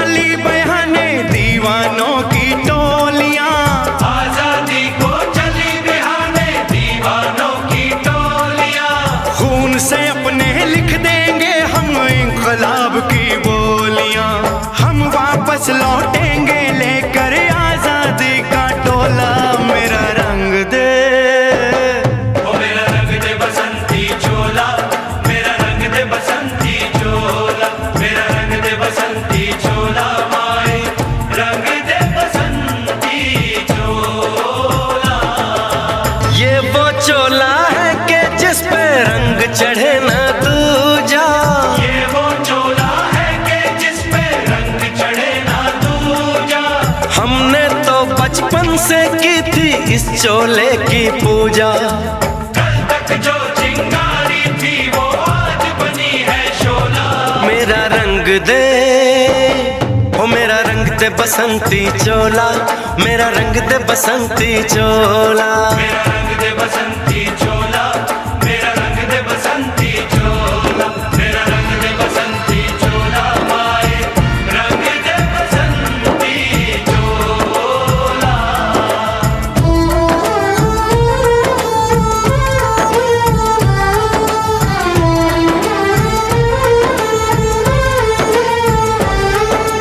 सपने में देखा था जिसको आज वही दिन आया है। सपने में देखा था जिसको आज वही दिन आया है। सूली के उस पार खड़ी है, माँ ने हमें बुलाया है। आज मौत के पलड़े में जीवन को हमने तोला। मेरा रंग दे ओ मेरा रंग दे बसंती चोला, मेरा रंग दे बसंती चोला, मेरा रंग दे बसंती चोला, मेरा रंग दे बसंती चोला। आज रंग दे, आए रंग दे, मेरा रंग दे बसंती चोला, मेरा रंग दे बसंती चोला, मेरा रंग दे बसंती चोला, मेरा रंग दे बसंती चोला, आए रंग दे बसंती चोला।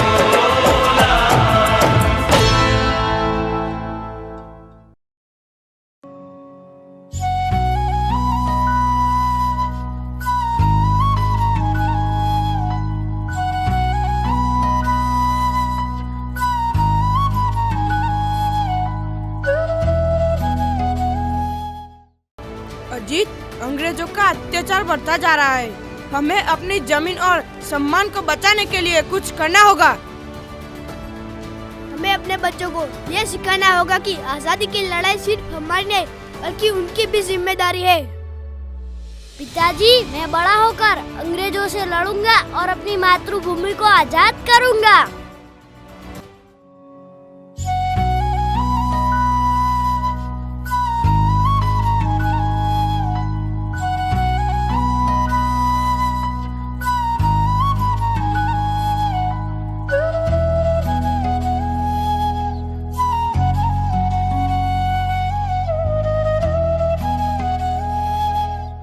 फायर!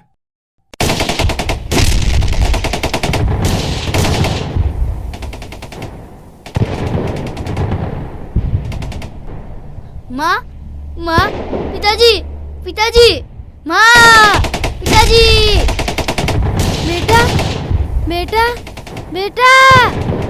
जगजीत, जगजीत, जगजीत!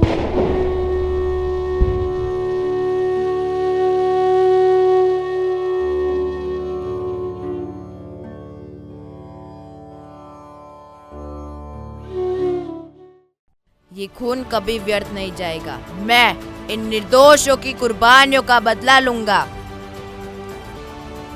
भारत में साइमन कमीशन का नारा लगा तो पूरे देश में जमकर विरोध हुआ। एक ऐसी ही रैली में पंजाब केसरी लाला लजपत राय जी की मौत हो गई। Simon! Simon! Simon! Simon! Simon!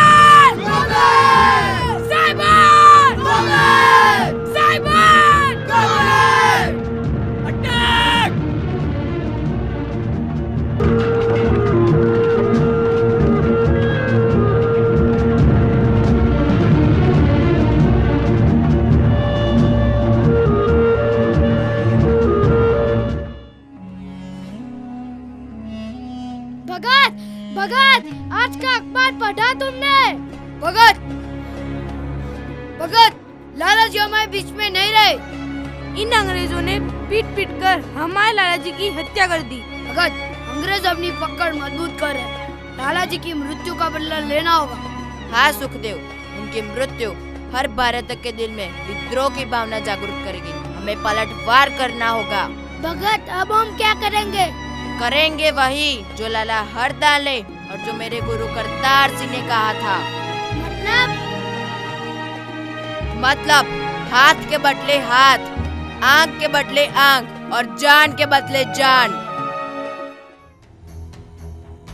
Bhagat Singh और उनके साथी बटुकेश्वर दत्त ने केंद्रीय विधानसभा में बम फेंकने की योजना बनाई ताकि ब्रिटिश सरकार को यह संदेश दिया जा सके कि भारतीय क्रांतिकारी आंदोलन अभी जीवित है।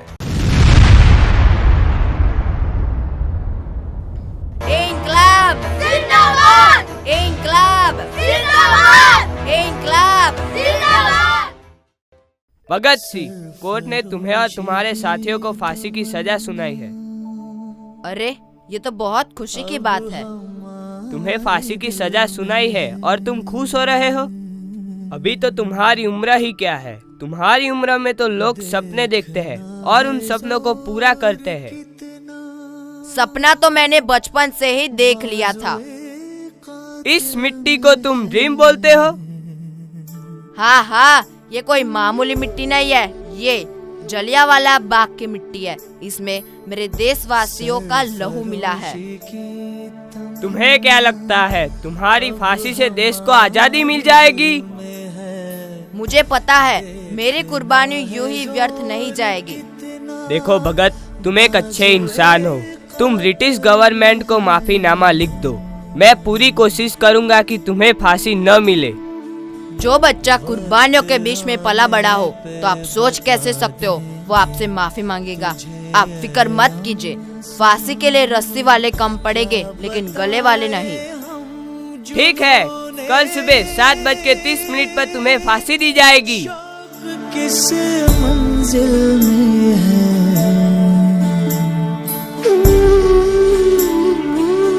सरफरोशी की तमन्ना, अब हमारे दिल में है सरफरोशी की तमन्ना।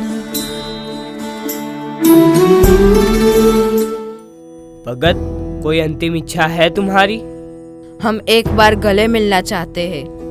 कसम तुमको वतन वालों, कभी मायूस मत होना। इंकलाब जिंदाबाद! इंकलाब जिंदाबाद! मनाना जश्न आजादी, न मेरे वास्ते रोना। निगाहें मौत से भी हम मिलाने से नहीं डरते। 23 मार्च 1931 को भगत सिंह, सुखदेव और राजगुरु को फांसी दी गई। उनकी शहादत ने लाखों भारतीयों को स्वतंत्रता संग्राम में कूदने की प्रेरणा दी। आजादी का ख्वाब देखकर नौजवान एक झूम गया। उसका बढ़ता हौसला देख गोरों का सांप सूंघ गया। विचारों से लाया क्रांति, रग रग में इंकलाब घोल गया। इस तरह वतन का मतवाला मौत का फंदा चूम गया। देश मेरी जान है तो। सरदार वल्लभ भाई पटेल। परेशानियों के पहाड़ हर मोड़ पर विशाल बड़े थे। अपना अपना गुरूर लेकर रजवाड़े जीत पे अड़े थे। चिंतित थे स्वतंत्र सेनानी, भारतवासी डरे पड़े थे। कैसे बिखरता हिंदुस्तान, वहां तिरंगा लिए सरदार खड़े थे। 31 अक्टूबर 1875 के दिन नडियाद, गुजरात में एक ऐसे महामानव का जन्म हुआ जिन्होंने बिखरे भारत को एकजुट कर संपूर्ण बनाया। उस परम प्रतापी लौह पुरुष को सारा हिंदुस्तान सरदार वल्लभ भाई पटेल के नाम से पहचानता है। वल्लभ बेटा, थोड़ा बाहर जाकर खेल लो, हमेशा किताबों में ही मत डूबे रहो। माँ, मैं पढ़ाई से ही बड़ा होकर कुछ कर पाऊंगा। जब तक मेहनत नहीं करूंगा तब तक कुछ हासिल नहीं होगा। मेरा बेटा तो बचपन से ही बहुत समझदार है। भगवान तुम्हें बड़ा आदमी बनाए। वल्लभ भाई का बचपन साधारण था, लेकिन उनकी सोच असाधारण थी। अपनी मेहनत और लगन से उन्होंने वकालत की पढ़ाई के लिए इंग्लैंड जाने का सपना पूरा किया। सरदार, अंग्रेजों ने हमारा लगान बढ़ा दिया है। हम इसे चुकाने की स्थिति में नहीं है। और अगर हम लगान नहीं देंगे तो वो हमारी जमीनें छीन लेंगे। डरने की जरूरत नहीं है। अगर हम एकजुट रहेंगे तो अंग्रेज हमारा कुछ नहीं कर पाएंगे। हमारी एकता ही हमारी सबसे बड़ी ताकत है। लेकिन सरदार, अगर अंग्रेज जबरदस्ती करेंगे तो? हम लड़ेंगे, लेकिन अहिंसा के रास्ते पर। सत्य और न्याय हमारे साथ है, और भगवान भी उन्हीं का साथ देते हैं जो अपने अधिकारों के लिए खड़े होते हैं। बारडोली सत्याग्रह ने वल्लभ भाई पटेल को सरदार की उपाधि दिलाई। सरदार वल्लभ भाई पटेल की जय! सरदार वल्लभ भाई पटेल की जय! सरदार वल्लभ भाई पटेल की जय! उन्होंने किसानों के अधिकारों की रक्षा की और अंग्रेजों को झुकने पर मजबूर किया। वल्लभ, भारत को आजादी तो मिल रही है, पर रियासतों का सवाल बहुत बड़ा है। हमें 500 से ज्यादा रियासतें भारत में जोड़नी होगी। कुछ रियासतें तो यूं ही शामिल हो जाएगी, लेकिन जूनागढ़, हैदराबाद, कश्मीर बड़ी समस्याएं बन सकते हैं। ये काम कठिन है, लेकिन असंभव नहीं। हमें हर रियासत के साथ बातचीत करनी होगी और उन्हें समझाना होगा कि एकजुट भारत ही हमारा भविष्य है। सरदार, कुछ रियासतें स्वतंत्र रहना चाहती है। उन्हें आपके भारत में शामिल होना मंजूर नहीं है। हम भारत को किसी भी हालत में बिखरने नहीं देंगे। जो रियासत भारत में शामिल नहीं होगी, उसे मजबूर किया जाएगा। वल्लभ भाई पटेल की कूटनीति और दृढ़ निश्चय ने भारत को एकजुट कर दिया। उनकी रणनीति के कारण 562 रियासतें भारत में शामिल हुई और देश अखंड बना। सरदार, मैं अपनी रियासत को भारत में मिलाने के लिए तैयार हूँ। ये हमारा कर्तव्य है कि हम भारत को एकजुट करें। महाराजा जी, आपका यह कदम हमें और मजबूती देगा। हम सब मिलकर एक भारत का निर्माण करेंगे।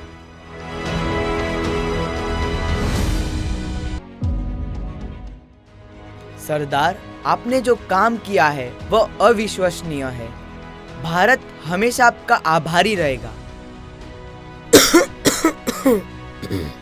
नेहरू जी, मेरी ख्वाहिश है कि भारत हमेशा एकजुट और मजबूत बना रहे।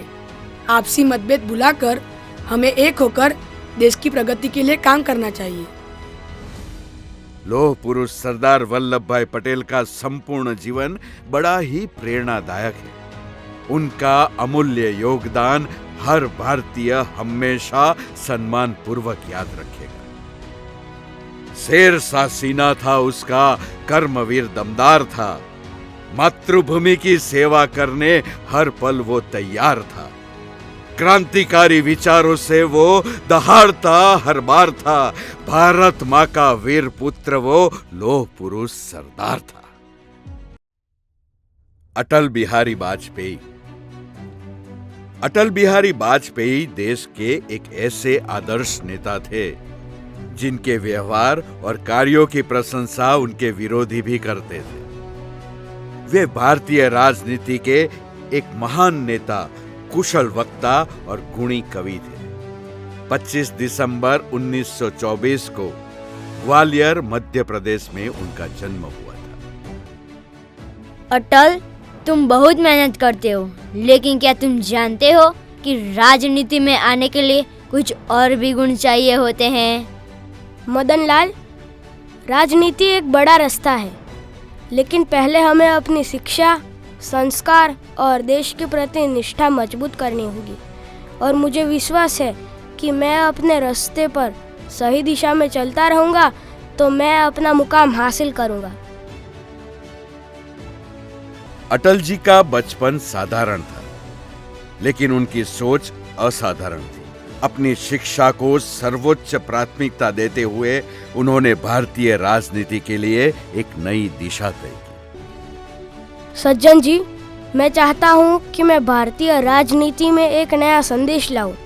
मुझे विश्वास है कि अगर हम अपने रास्ते पर सही दिशा में काम करते रहेंगे तो हम देश को एकता और समृद्धि की ओर ले जा सकेंगे। बिल्कुल अटल, तुम जैसे युवा को राजनीति में कदम रखना ही चाहिए, लेकिन तुम ध्यान रखना, ये एक लंबा संघर्ष होगा। सच्चे नेता वही होते हैं जो कठिनाइयों में डटे रहते हैं। अटल जी का राजनीति में कदम रखना एक संकल्प था। उन्होंने संघ से जुड़कर भारतीय राजनीति में अपनी शुरुआत की। उनके विचारों में देश के प्रति प्रेम और उसे सुधारने की तीव्र इच्छा थी। अटल जी, हमें चुनाव में हमारी पार्टी को विजय दिलाना है, लेकिन हमारी स्थिति अभी भी बहुत मजबूत नहीं है। हमें जनता का विश्वास जीतने के लिए बहुत काम करना होगा। हमारे पास विचारधारा है और वही हमारे लिए सबसे बड़ा हथियार है। हम जनता के बीच में जाएंगे और उनसे कहेंगे कि हम उनके लिए काम करेंगे।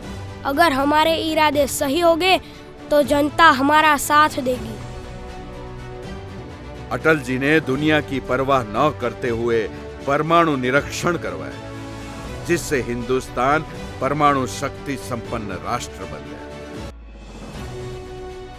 भारत को परमाणु शक्ति बनाना हमारा अधिकार है। हमने शांति से परमाणु परीक्षण किया और हम दुनिया को बता देंगे कि भारत अब आत्मनिर्भर है। हम किसी से नहीं डरते।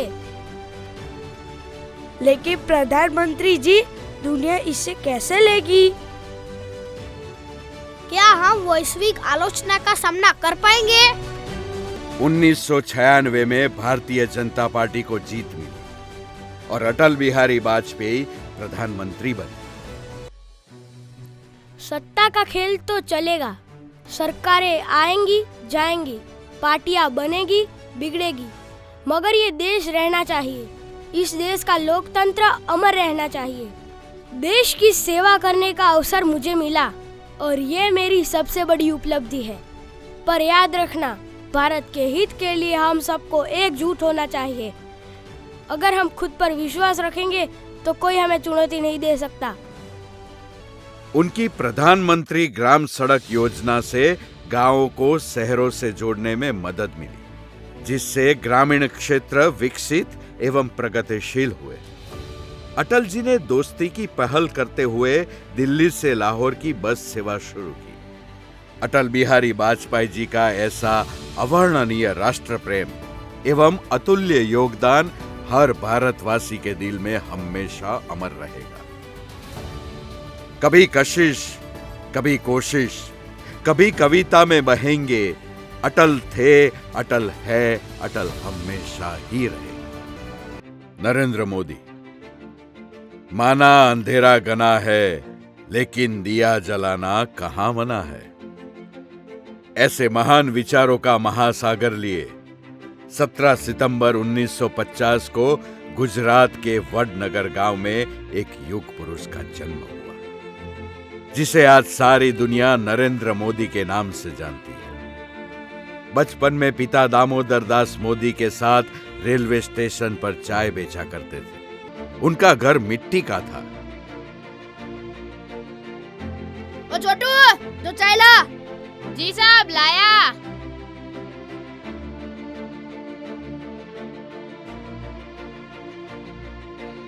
ओए छोटू, एक बात बता, तू बड़ा होके क्या बनेगा?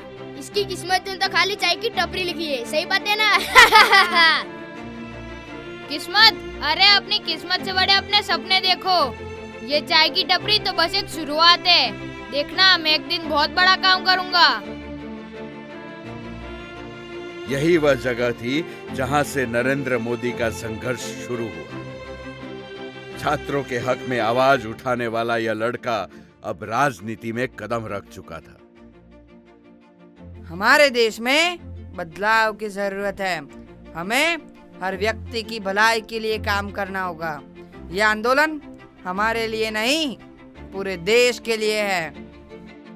2001 में गुजरात में भूकंप आया और नरेंद्र मोदी को मुख्यमंत्री बनाया गया। यह एक चुनौतीपूर्ण समय था, लेकिन मोदी ने इसे अवसर में बदल दिया। ये समय केवल पुनर्निर्माण का नहीं, बल्कि हमारे राज्य को नए ढंग से खड़ा करने का है। हमें सिर्फ इंफ्रास्ट्रक्चर को ही नहीं, लोगों का विश्वास भी जीतना होगा। नरेंद्र मोदी ने गुजरात को नया रूप दिया। उनके नेतृत्व ने राज्य को विकास और समृद्धि की दिशा में अग्रसर किया। 2014 में नरेंद्र मोदी ने ऐतिहासिक जीत हासिल की और भारत के 14वें प्रधानमंत्री बने। यह भारत के लिए एक नए युग की शुरुआत थी। मैं नरेंद्र दामोदर दास मोदी भारत के संविधान को साक्षी मानकर भारत के 14वें प्रधानमंत्री के रूप में शपथ लेता हूं कि मैं विधि द्वारा स्थापित भारत की अखंडता एवं प्रभुता को अक्षुण्ण रखूंगा। ये देश केवल मेरा नहीं बल्कि हर भारतीय का है। हम सब मिलकर भारत को सबसे शक्तिशाली और समृद्ध राष्ट्र बनाएंगे। संभालते नरेंद्र मोदी ने बड़े निर्णायक और साहसी कदम उठाए, जैसे जनधन योजना, जिसने हर नागरिक को बैंक सुविधा से जोड़ा। डिजिटल इंडिया की वजह से सारा देश डिजिटली सशक्त हो गया। स्वच्छ भारत की मुहिम से सारा देश स्वच्छता की ओर बढ़ने लगा। मेक इन इंडिया की वजह से दुनिया भर की कंपनियों को भारत में आकर काम करना पड़ा। काला धन और आतंकवादियों का दाना पानी रोकने के लिए नोटबंदी कराई। नरेंद्र मोदी का सपना था कि भारत आत्मनिर्भर बने। उनके नेतृत्व में भारत ने विकास की नई ऊंचाइयों को छुआ। भारत का भविष्य अब हमारे हाथों में है। ये समय हमारा है। हम सब मिलकर एक समृद्ध और आत्मनिर्भर भारत का निर्माण करेंगे। हमारा भारत हर नागरिक की मेहनत और सामूहिक ताकत से आगे बढ़ेगा। हम सब मिलकर एक महान राष्ट्र का निर्माण करेंगे। भारत माता की जय! भारत माता की जय! वंदे मातरम! वंदे मातरम!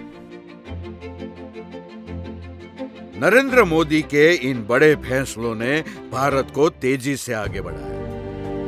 उरी में जब सोते हुए हमारे जवानों पर पाकिस्तानी आतंकवादियों ने हमला किया, तो मोदी जी की परवानगी से हिंदुस्तानी फौज ने सर्जिकल स्ट्राइक करके आतंकवादियों के आकाओं को पाकिस्तान में घुसकर मौत के घाट उतार दिया।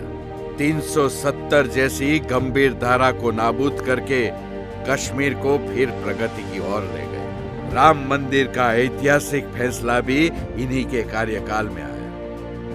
नरेंद्र मोदी जी की राजनीतिक समझ, बेबाक अंदाज, प्रभावशाली भाषण एवं राष्ट्र प्रेम के जज्बे ने उन्हें सिर्फ हिंदुस्तान का नहीं, दुनिया का सबसे लोकप्रिय नेता बना दिया। संघर्ष, साहस है उनके साथीदार। देश हित में मर मिटना उन्हें कुबूल है। नरेंद्र दामोदर मोदी सिर्फ नाम नहीं, राष्ट्र प्रेम का जीता जागता सबूत है। हर ललकार से लड़ा वो, तूफानों से टकराया। गुजरात के हिंदू शेर ने दुनिया में हिंदुस्तान का परचम लहराया।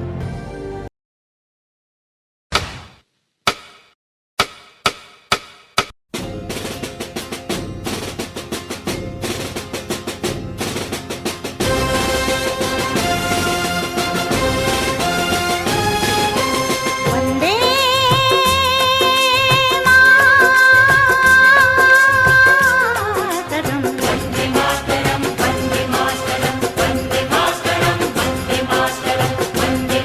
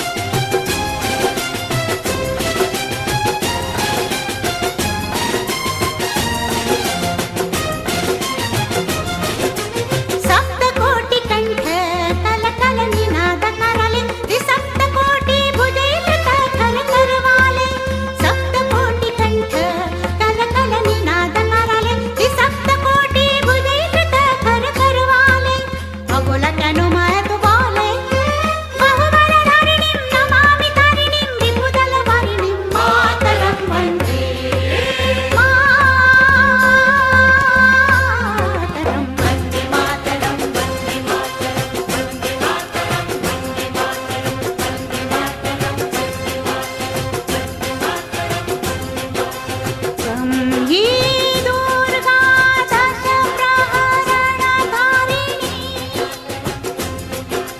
कमला कमलदल विहारिणी वाणी विद्यादायिनी नमामि कमलाम् अमलाम् अतुलां सुजलां सुफलां मातरं श्यामलां सरलां सुस्मितां भूषितां धरणीं मातरं वन्दे मातरं वन्दे मातरं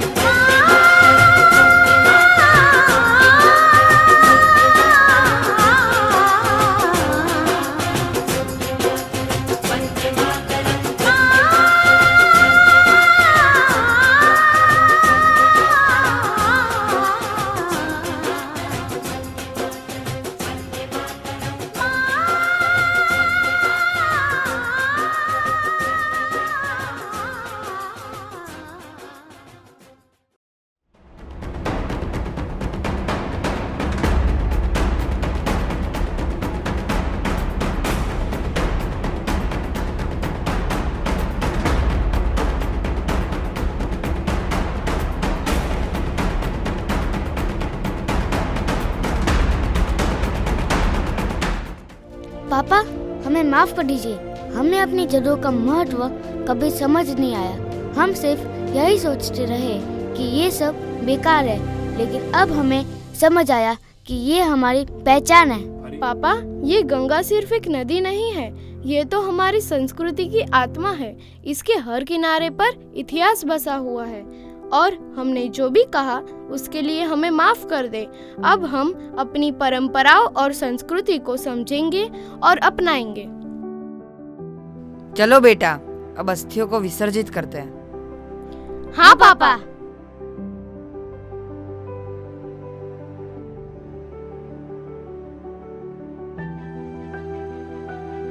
पर पापा, इस भूमि ने इतने महान विद्वानों को जन्म दिया। आपने हमें विक्रमादित्य से मोदी जी तक का सफर दिखाया, पर अब विश्व गुरु बनने के लिए आगे कौन? हाँ पापा, अब आगे कौन? हाँ, अब आगे कौन? अब आगे कौन? आगे मैं हूँ। मैं कौन हूँ? मैं राम का धर्म हूँ और मैं कृष्ण की नीति भी। मैं वो शक्ति हूँ जो भारत को बनाता है और जो भारत को विश्व गुरु भी बनाएगा। मैं वो आवाज हूँ जो कल भी थी, आज भी है और कल भी रहेगी। जो अयोध्या के राम थे, वही कुरुक्षेत्र के कृष्ण भी थे और वही आत्मा आज नए भारत को एक नई दिशा देने आई है। भारत एक बार फिर उठ रहा है। युग बदलने वाला है। नए सूरज का आगमन हो चुका है। पर आगे सूरज कौन बनेगा? क्या ये सिर्फ इतिहास का एक नाटक है? नहीं, ये एक संकल्प है। आज से हम सिर्फ देश के नागरिक नहीं, बल्कि हम नए भारत के लेखक हैं। जैसे राम ने रावण को हराकर धर्म को स्थापित किया, जैसे कृष्ण ने अर्जुन को साक्षात्कार दिया, वैसे ही आज तुम्हें तय करना है कि भारत सिर्फ एक देश रहेगा या फिर दुनिया का विश्व गुरु बनेगा। मैं तुमसे ये नहीं पूछता कि क्या तुम भारत में रहते हो, मैं तुमसे ये पूछता हूँ कि क्या भारत तुम्हारे अंदर रहता है? अगर हाँ, तो आओ आज एक संकल्प लेते हैं। एक नए भारत का निर्माण हमारे हाथों से होगा। जो कभी साम्राज्य था, वही कल विश्व गुरु बनेगा। भारत माता की जय।